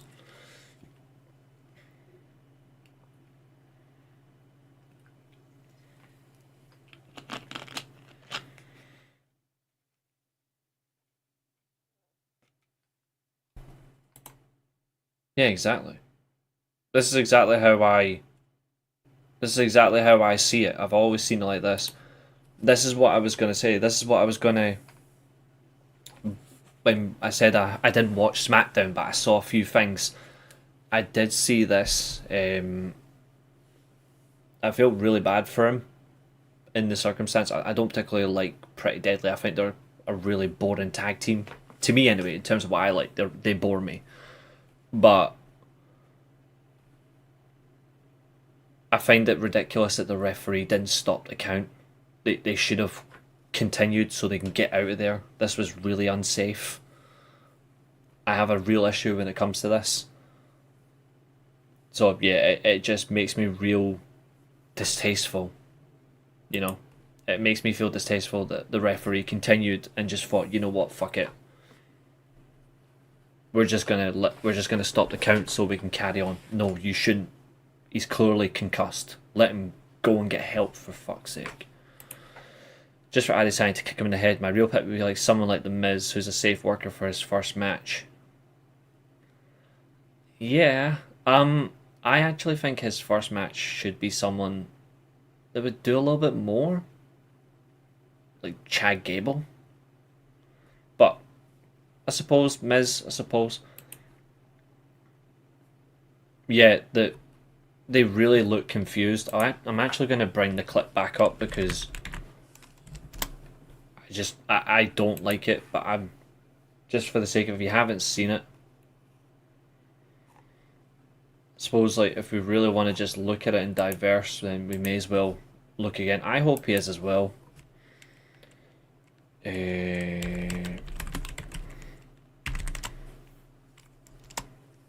See, I thought Gable because Gable's actually a decent first opponent.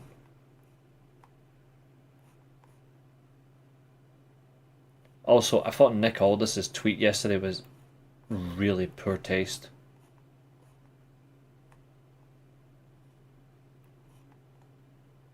Yeah, they're...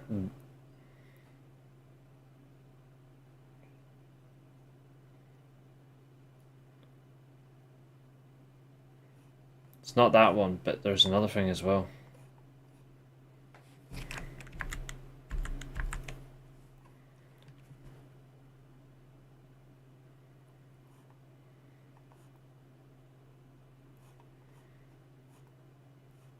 Let's see, where is it? There's another one as well that's actually more uncomfortable. And it all stems from this.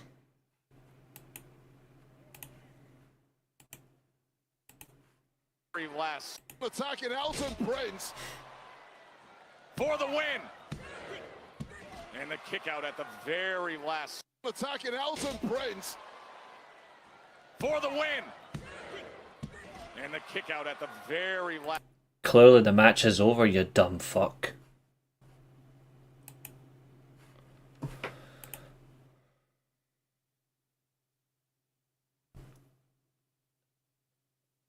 Perhaps.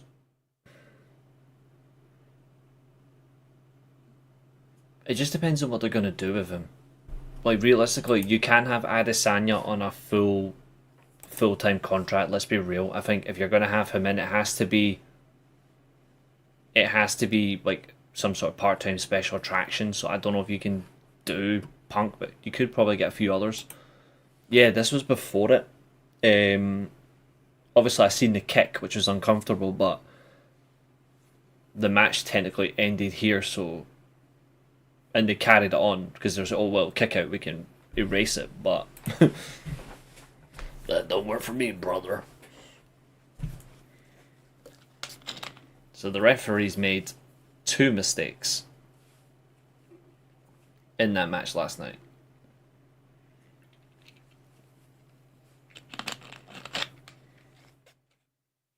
But yeah, I've said a few times that I quite like Nick Aldis, but I don't like the fact that he tweeted 5 minutes before the show to get ready for Fraxim because they're opening the show.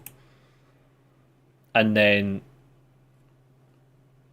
literally, whilst that happens, you're cutting and releasing talent. Oh, we're up to 311 subscribers now, thank you. Yeah, I did. I've used that quote hundreds of times before. For the right reasons. I use it to mock. Not for the Hogan version. I use it to mock. Like you. I mock. I'm only kidding, I don't mock you at all. But, I mean, just remember, guys,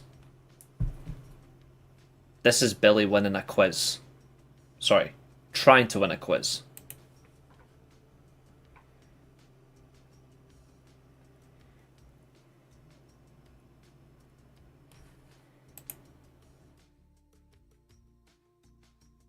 And then this is my reward.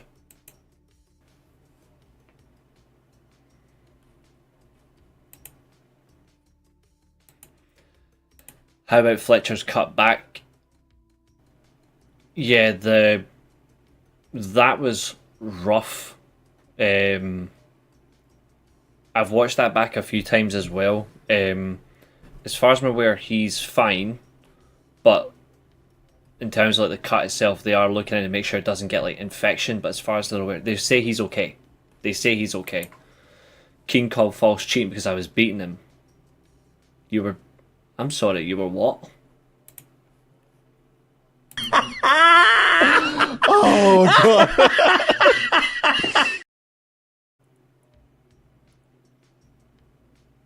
I heard that, right? Oh god.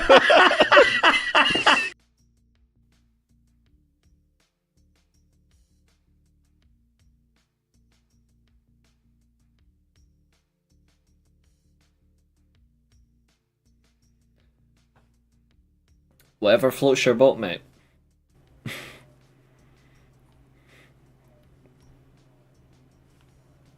I'm only kidding. I'm only kidding.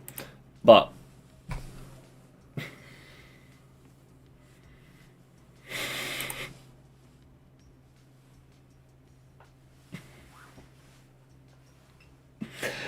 it gets the laughs out of everybody. That's the massive difference. That's the massive difference. Is all about having fun. Did you enjoy Thunderbolts? I did enjoy Thunderbolts. And tomorrow, it's Star Wars. Tomorrow we're doing a Star Wars stream on the channel for Star Wars Day, and some of Monday as well, because Monday's a bank holiday, so we get 2 days of Star Wars streaming. So that'll be fun. Weekly Star Wars. I haven't decided what we're gonna do though, but it might just be games. We might just do stuff like on that, but this is wild. But the fact that we're now at 311 subscribers as well, like I honestly I appreciate the fuck out of it by you guys. I really do. It means a lot. Like, consistency in the shows have been great. I think the amount of shows we've done since January 1st says it all. But it really means a lot in that way. So I do appreciate it. Of course. But I have been a fan of the company for so long, but I'm not going to remember everything or everyone from that time, even though my memory when it comes to wrestling is insane. I'm not going to remember everybody, but for the sake of it, so do I. I love Star Wars, Fernando. For the sake of it, I will look and remind myself. Oh, so he was in Violent by Design.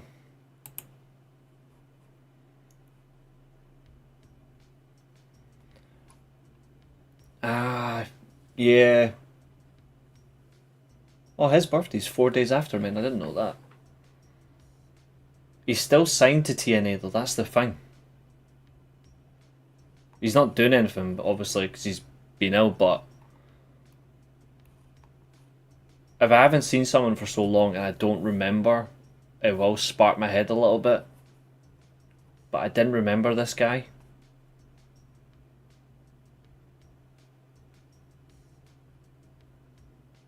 I completely forgot he had a title match against Josh Alexander. Like, it's nothing personal, I just don't remember. Shit happens, unfortunately, but hopefully they can... Hopefully he's successful with his brain surgery.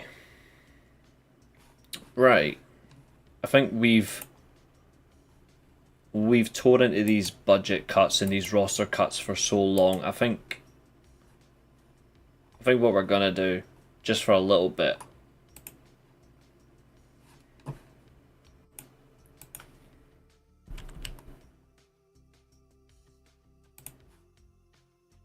we'll do this. Hold on. We do it one way. We always do it this way.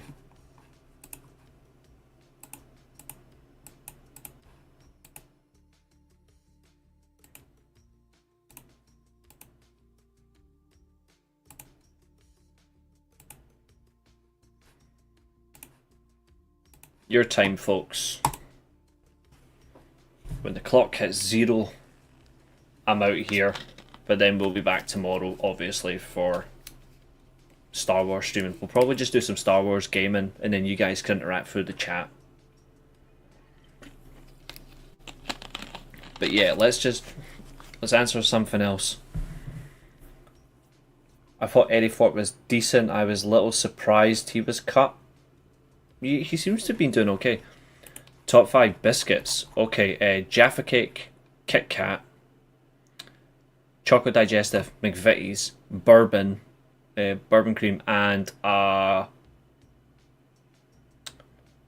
McVitie's Ginger Nut Biscuits.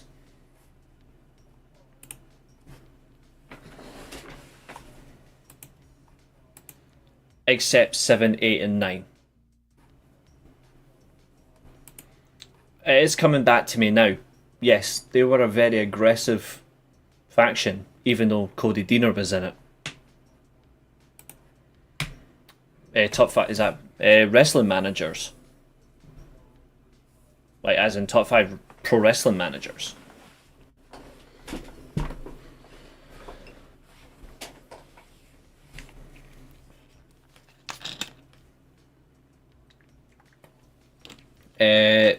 Number 1, Bobby Heenan. Number 2, I'll say Paul Heyman. Number 3, Mr. Fuji. Number 4, Jim Cornette. Number 5, Sensational Sherry.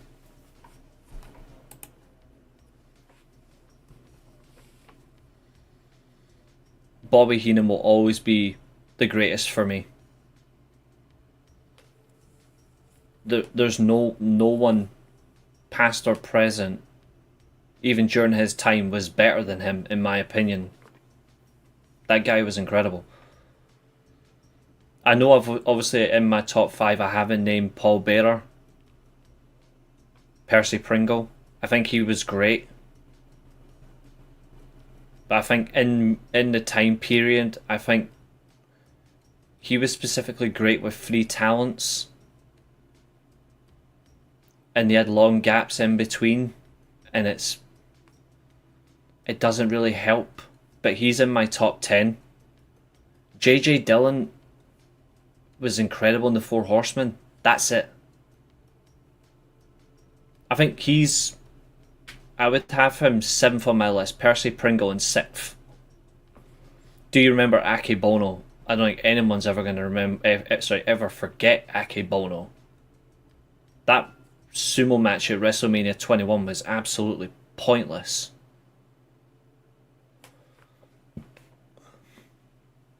Another reason why the Big Slow is absolutely incredibly stupid. For everything he's done, the way he adapts, Heyman is number 1. For you. Okay. But the wild thing is, he says Heenan's number 1. Heyman. And Heenan says Heyman's number 1. That's probably, well, before he died, obviously. With these recent releases, which is the one release that really hit you hard? Recent one, I'd have to say GG Dolan. Announcers, Jim Ross, Iron Mike Tenay, Dom West, Tony Schiavone,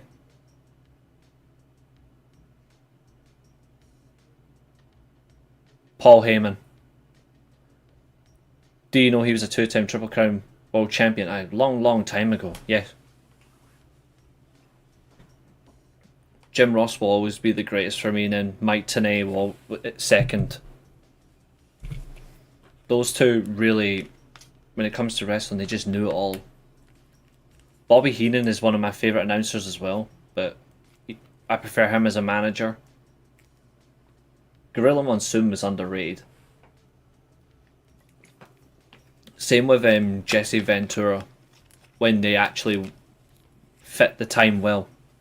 2 seconds, I'm jumping over to Twitch to get rid of this stupid viewer weirdo thing. Hold on.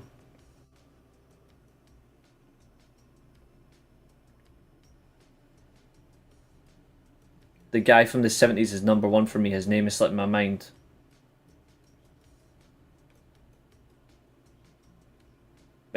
Monsoon. Well, Gorilla Monsoon was there. Jesse Ventura. They were heavy. I used to love those Dom West TNA brown bags. Oh, they were great. They were absolutely great. I love that he also never watched wrestling as well. And then he became an amazing announcer. They're my favourite duo of all time, by the way.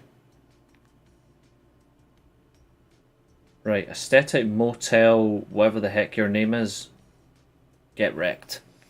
Better on commentary, Bobby or Jesse? I think Bobby was better on commentary personally. Wasn't WWE. I don't believe old NWA. Old NWA announcers. Gordon Soley. Are you thinking Gordon Soley? He was great too.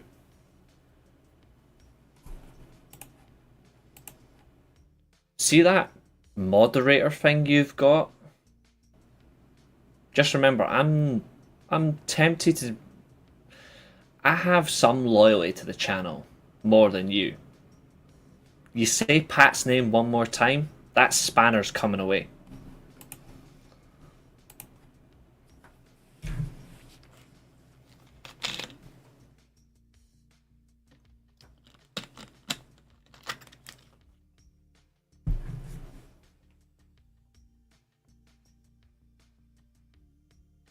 AWA or world class?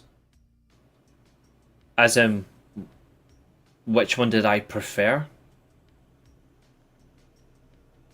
AWA actually was very underrated. I mean, Nick Bockwinkel, Kurt Hennig, Jerry Lawler, with Bobby Heenan in the world title scene were incredible.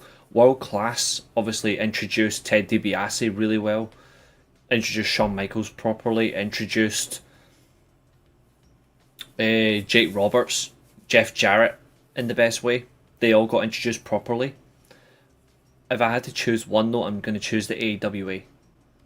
But I liked World Class Championship Wrestling and I liked AWA as well. They were both great. And I actually recommend people going back and watching them. Like, I actually recommend people trying to go back and watch. Even like the Sheik in both promotions was incredible. Ricky Steamboat in both. Phenomenal.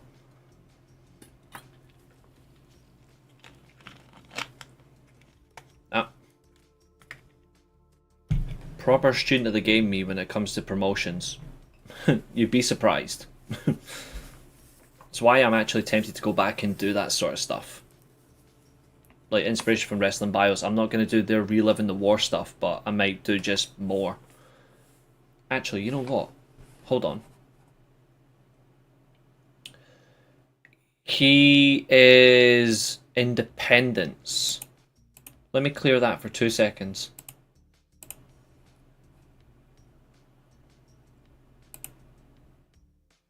Behave.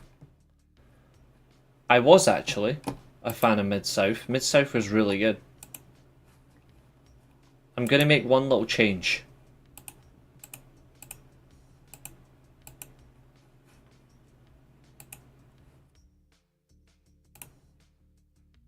I'm making one change to the clock.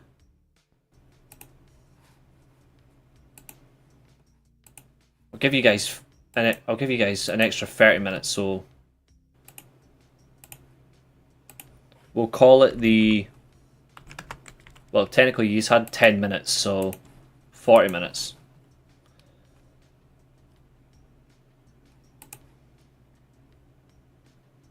Mr. Kennedy is now a coach, well, or Mr. Anderson, when he actually got his bigger break. But in terms of that, he just was unfortunate that Cena and Randy Orton were just whiny little bitches, whereas a certain Mr. Dream is a creepy little bastard.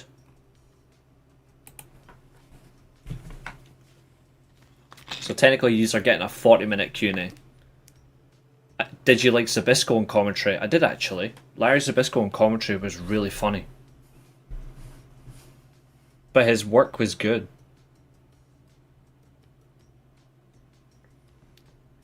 Your call, who finally takes the belt off Mox? I was hoping for Ospreay.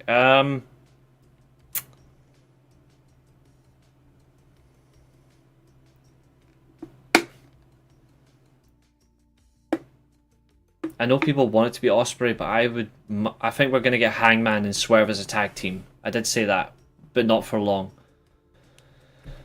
I don't know if it'll be Ospreay. I don't think Ospreay's the right person to be world champion. But me personally, I for some reason think we're getting heel Omega as world champion. So no matter who wins it, it's going to Kenny Omega as world champion. I think the right choice should still be Jay White, but they're going to turn him heel. I don't think it's going to be Darby Allin. If it's Will Ospreay or Hangman, I'm happy.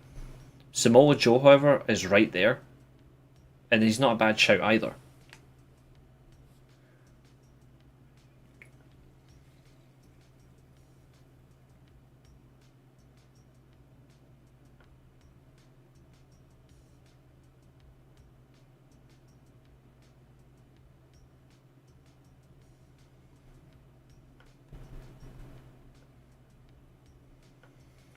I say this in the nicest way. I don't think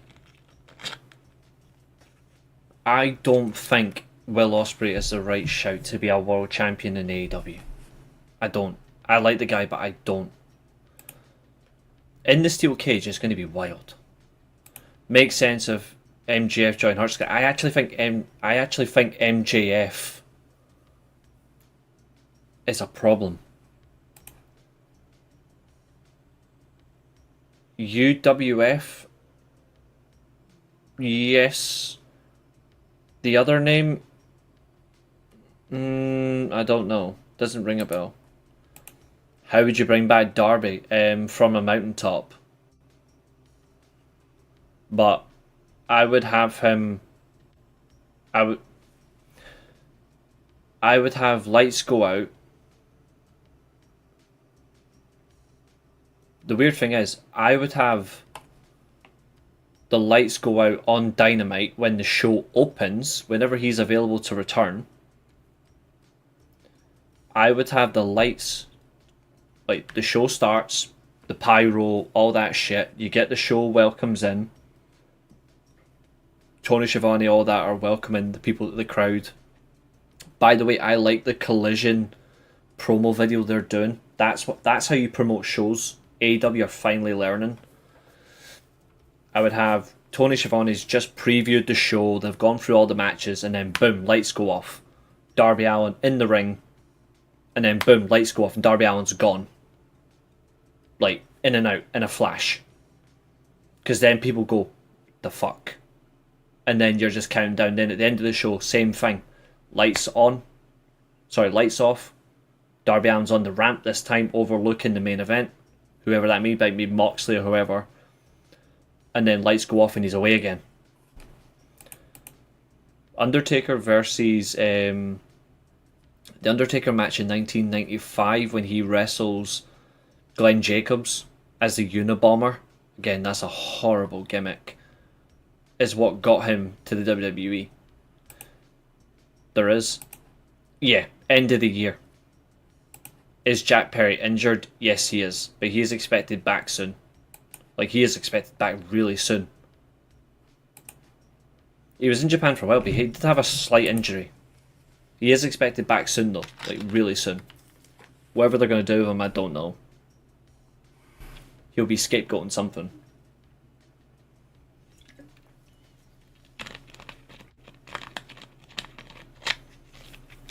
Probably scapegoating himself.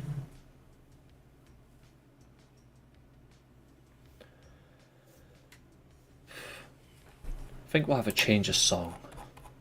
Let's have a look.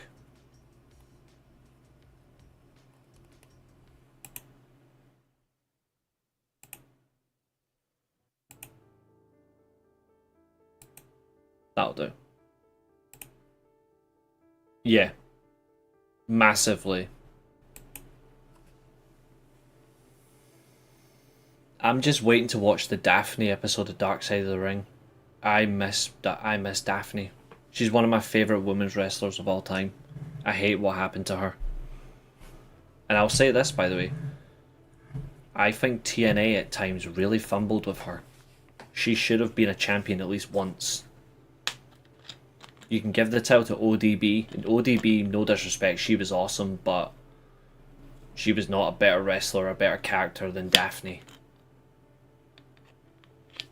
Oh, it's horrible. So horrible. I loved her feud with Taylor Wilde. Worst Kevin Nash gimmick, Oz or Vinny Vegas? Both of them are horrific, but I'm going to have to say Oz. That was just terrifying. I don't know why she was never given the title, James. I saw the Twitch stream. What Twitch stream?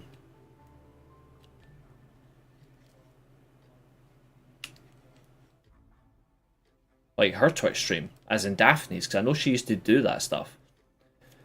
Yeah, he's signed to the company now. Josh Matthews is signed to AEW, and I'll say this, by the way.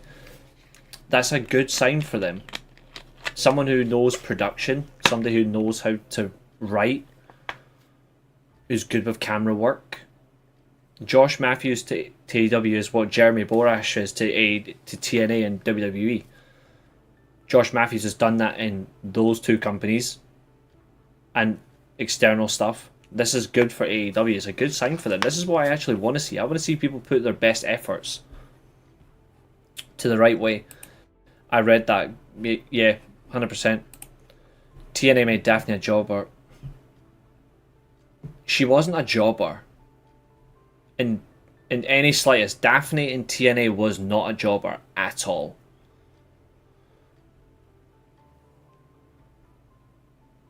But what she was completely misused. Yeah, I was going to say, I do remember her streaming.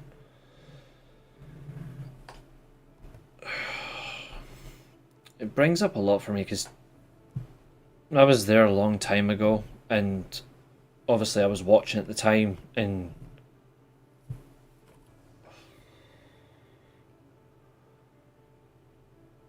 I remember Daphne's WCW run as well. Like I was watching her WCW run. And honest to God, I was like, wow, this woman's crazy good. And what she was doing in TNA was incredible. But I will never understand why they never ever made her a Knockouts champion. How many more should join the new Heyman group, and how many more should join the new Heyman group, and who? I think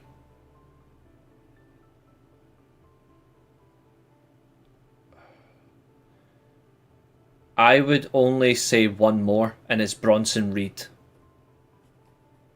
Velvet Sky or Angelina Love. I liked both, but I preferred Velvet Sky more. I prefer Velvet Sky more, but I liked both of these talents in the ring.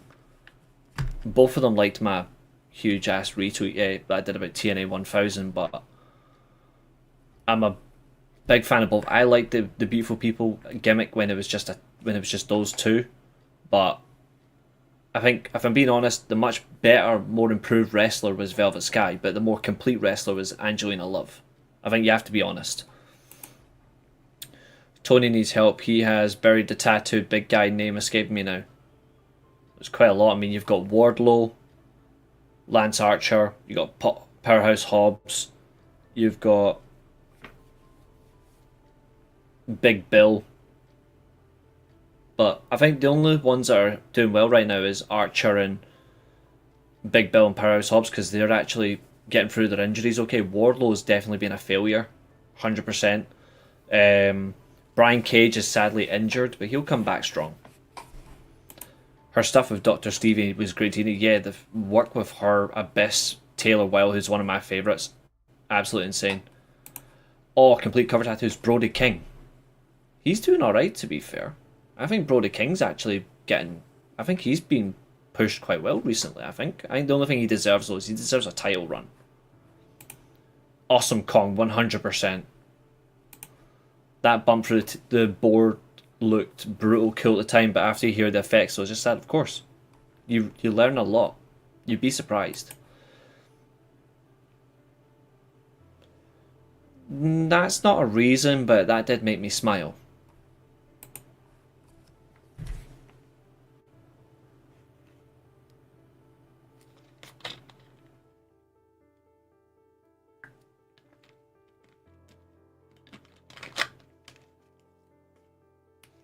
That made me really smile. But to answer the question, Awesome Kong or Nia Jax, Awesome Kong had a better finisher, a better match catalogue, better style of work, better promo, and a better look. Absolutely not.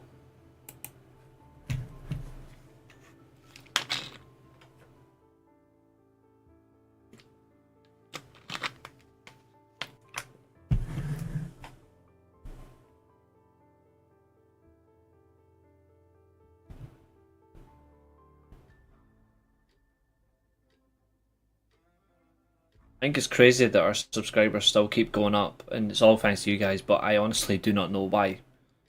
Like, I don't know what it is about this channel that you guys must enjoy, but I appreciate the subscribers are going up because of it, so it must mean that we are doing something right. How close is Buddy Matthews to being back? Heard he was close. Also, Sky Blue backstage Wednesday watching boyfriend. She was close also. I can't wait to see Sky Blue return. I really like Sky Blue. Buddy Matthews, he's not too far away apparently.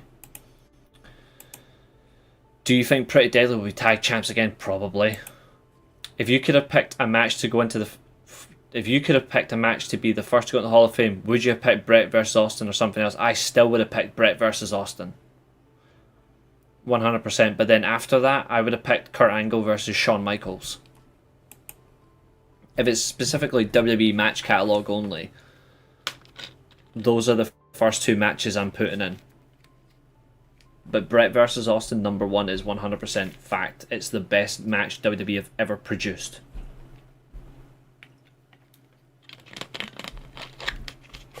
It has everything. It has everything you could want in a wrestling match.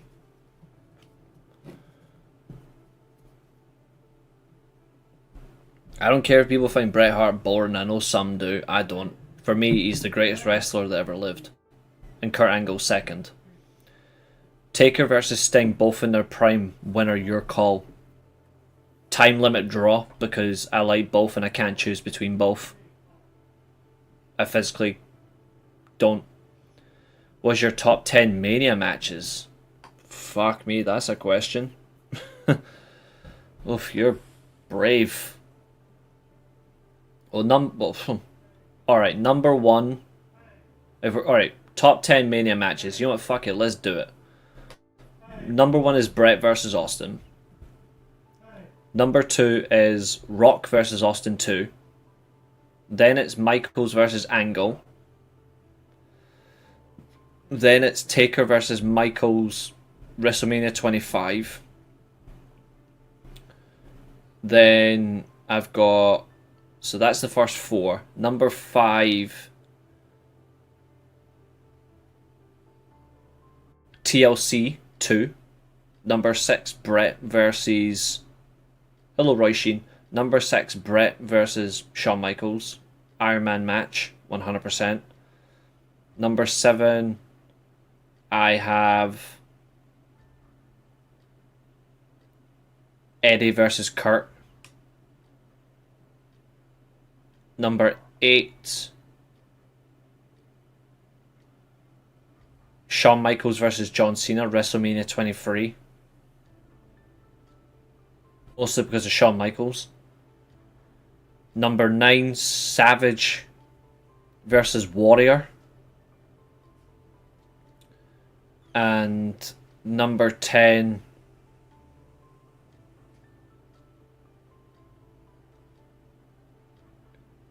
#10 is Kurt Angle versus Redacted at WrestleMania 17. Bigger missed opportunity, Sting versus Taker or Sting versus Ultimate Warrior? Still Sting versus Taker. Top AEW match win the last year or so, I have the tag match. FTR was in, can't remember, opponents may have been Juice and Jay. That was the 2 out of 3 falls match that went to the end of the show. That was one of my favourite AEW matches. Sting Warrior started together in Battle Day Blade. That is correct, Blade Runners. We already know who the bigger star was of that tag team. It was still Sting. But Warrior, to his extent, did really well. I just hate that he was so gassed by his matches that you can't enjoy the rest of it. which doesn't help. His intense promos would have been so much more effective if he wasn't running to the ring. That's why I think his WrestleMania 7 match is one of the only rare matches that he has is great. Like, if I'm looking at Ultimate Warrior matches, he only has 4 great matches. Warrior versus Rick Rude, WrestleMania 4. Sorry, WrestleMania 5. Warrior versus Rick Rude at SummerSlam 1990. Then you've got Warrior versus Savage, WrestleMania in the career versus career match. And then Warrior versus Savage at SummerSlam. They're the only 4 matches Warriors had that I thought were great. Warrior versus Goldberg would have been decent if it was 5 minutes in their prime. It would have been. Top 5 WCW Halloween Havoc main events. This might surprise you. I only like... Ooh...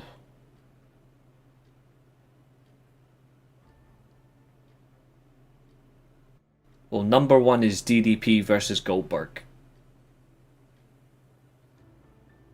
Number 2...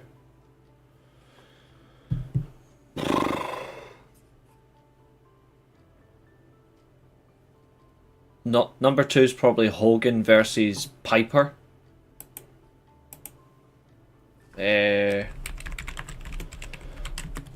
Just want to make sure that it was... There's a I think they were a main event as well. I want to make sure. I'm pretty sure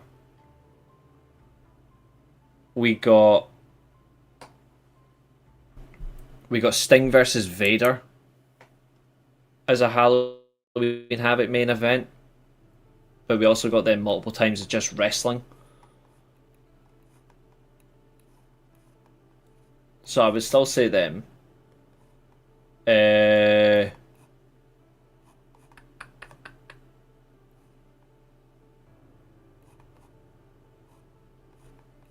Try to think.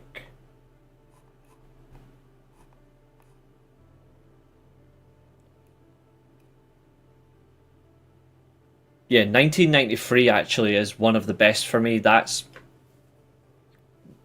Mick Foley's Cactus Jack versus Vader.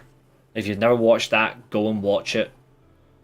Because that is one of the best matches Mick Foley ever had. And it's not a Halloween Havoc main event, but it's one of my favourite Halloween Havoc matches, and it's Guerrero versus Mysterio, obviously. Halloween Havoc is a pay-per-view that WWE should never have brought in for NXT. And I stand by that. Starcade's another one.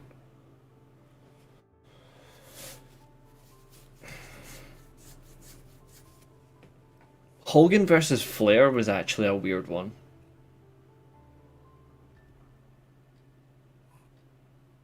And then we had Sting versus Psycho Sid, which was wild. In 1995, there wasn't really any great main events. There were loads of bad ones. Well, that's technically not true. That's technically not true. I think we have to look at it. There was a lot of great main events.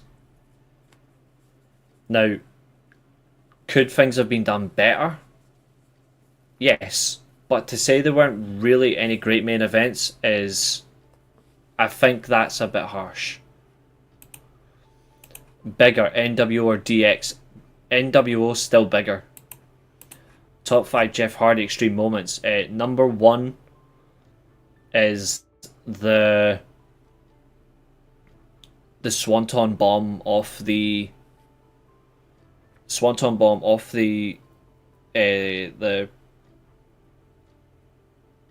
it's the TNA one specifically, Bound for Glory 2005 on Abyss, when he goes from like the big stage onto Abyss on the table. Number 2, the Swanton Bomb outside the arena on Umaga. Number 3, the ladder Swanton through the tables. Number 4, getting speared off after carrying the titles. And then number 5, the Swanton on Randy Orton. Biggest bump you've ever seen. I've got Foley off the cage. That will always be the biggest one for me. Top 5 WCW Starrcade matches. Definitely not Brett versus Goldberg, put it that way. Brett versus Harley Race.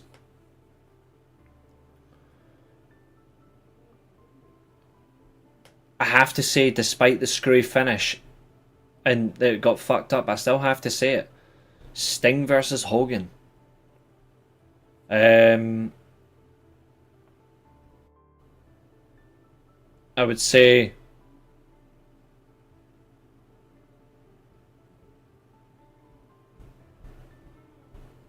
Kurt Hennig versus DDP.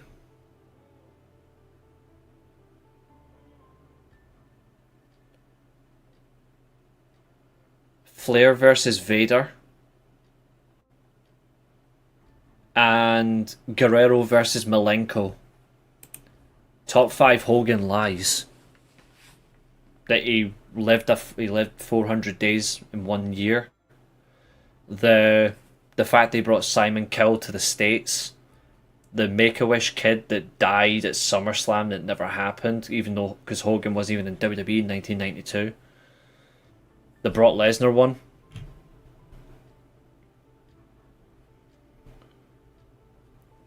The fact that he done the body slam to Andre the Giant, then he died 3 days later, even though Andre the Giant died in 1993.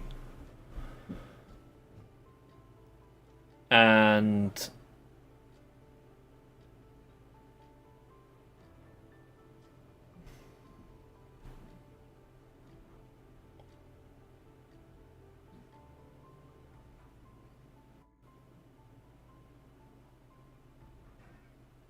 drank another one.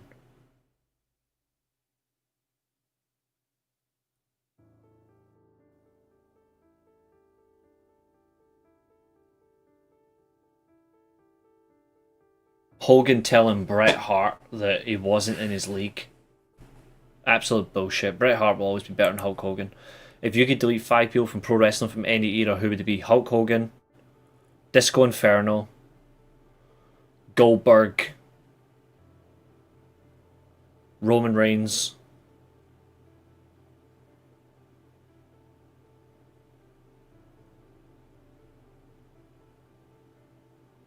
Marty Scurll. Oh, it was incredible. Goldberg versus Steiner might be Goldberg's best match. It's not. His best match is DDP. It's DDP. Was Sting in the NWO Red and Black a booking mistake? Yes, and Sting should never have even bothered to go after the NWO and join them. It should have just been him challenging the NWO. Being there to stop them.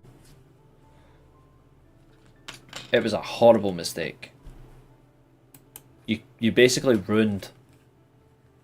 They basically ruined his story by having that. Another thing as well is when they started making him talk more, even though he was a great promo. In '99 when he came back from injury and he won the world title and lost it in the same episode.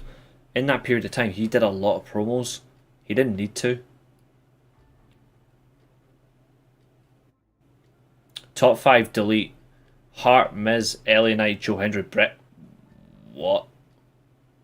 Delete Bret Hart? No. Wow.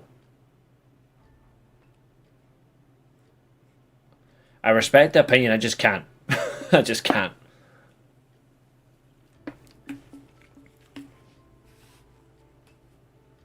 But 100% Hulk Hogan and Roman Reigns would be the top 2 people I'd delete from pro wrestling.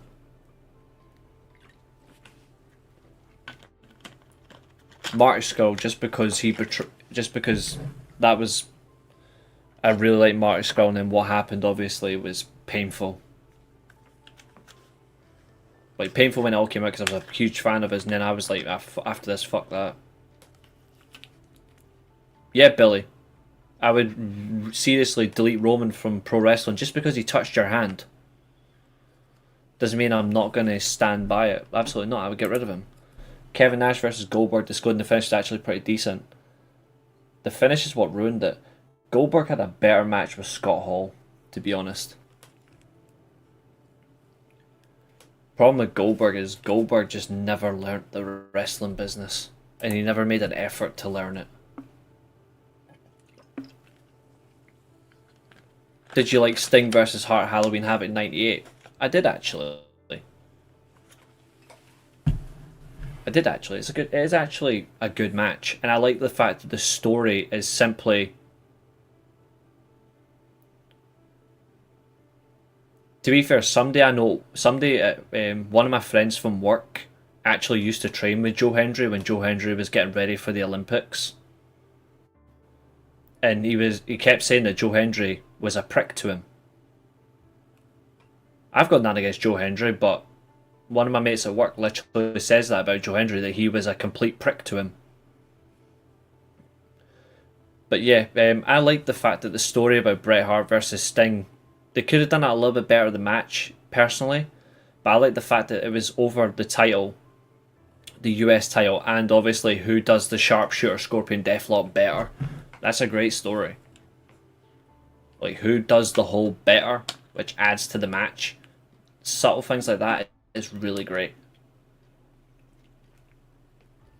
Bret versus Rick in 1992, yes. Bret versus Rick in 1998 sold out. Not really, because by that point Bret was in even though Bret had some good matches in WCW, Bret literally at that point was losing any love for the business. It was pretty much dissipating. By that point, even if he was delivering good matches, he didn't give a fuck. Bret's best match in WCW was his match against Booker T. That for me was his best match. Worst match ever, Hogan versus Nash. That and Jey Uso versus Jimmy Uso. And Cena versus Cody.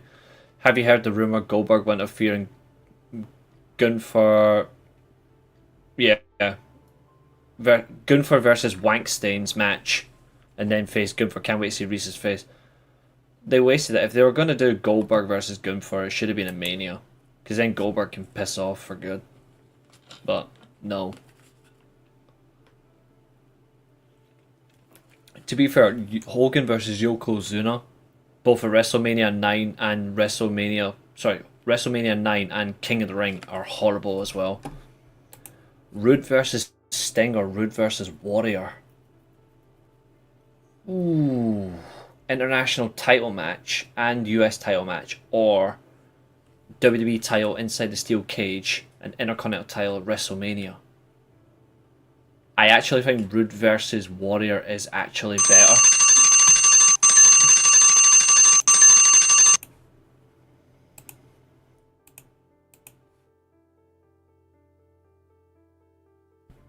I actually think Rude versus Warrior was better. For some reason, they had better chemistry. Who would you erase? Kurt Angle, Eddie Guerrero, or Chris Jericho? Neither. I've read the Cena turn isn't working out how they want because fans have him over. Another guy's opinion, they missed the right opportunity early in the career. Yeah, they should have done it 10 years ago. But his heel turn was never gonna work. I said it when it happened, it was gonna fail. And I had people telling me it was gonna work. I'm still waiting for them to prove me wrong. Steamboat versus Flair or Steamboat versus Savage. Steamboat versus Savage is the best Intercontinental title match at WrestleMania history ever. But Steamboat versus Flair is far better. That trilogy of matches in 1989 is the best work both of them have done, in my opinion. And it's the first true 5-star match from outside WWE. Steamboat versus Savage is probably the first true 5-star WWE match. Steamboat versus Flair is the first 5-star true NWA match. Perfect matches. Really, really perfect. I'll go in a couple of minutes because I'm actually enjoying this. So we'll go another 2 minutes and then I'm out of here. So I'm going to bring the clock up on my phone so I can just keep close tabs on it. Yeah.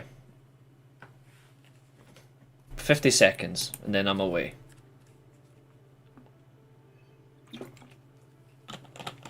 Because then it'll be 2 hours. Then it'll be 9:45 and that's actually a good wrap up time. This has actually really helped the show tonight instead of just doing the same thing. Oh, 312 subscribers now. We've gained 5 subs in this entire stream. Thank you. It's my pleasure. I'll be back again live tomorrow as well if you want to check out that as well. So I'll be live again tomorrow. So notifications bell. Tomorrow we'll have fun.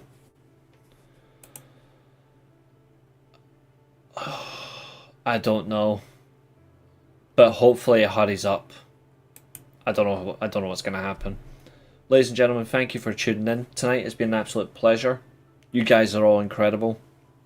Everyone in the chat, I don't have time to say all your names, but literally everybody was incredible. Who do you think was more sad to watch at their... Ooh. Who do you think was more sad to watch at their worst? It has to be Jericho.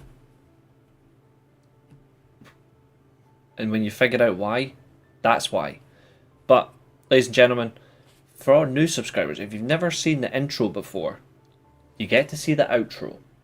And I personally think it's one of the best on YouTube, but that's just pure bias. But, I'll see you both tomorrow. Sorry, not both. I'll see you all tomorrow. Push Big Bill, agreed. Edge and Christian versus Hardys or Rock and Roll Express versus the Midnight Express. The latter. Even though I love the Edge and Christian Hardy's feud, the Rock and Roll Express versus the Midnight Express is a far better feud. Because they led to them. But I'll see you all tomorrow. Because we're going to do a Star Wars stream. Because it's Star Wars Day. So we'll have some fun. In the meantime, good night guys. And enjoy this video when I leave. Goodbye. One more. Biggest heel promos. Christian. Biggest heel promo.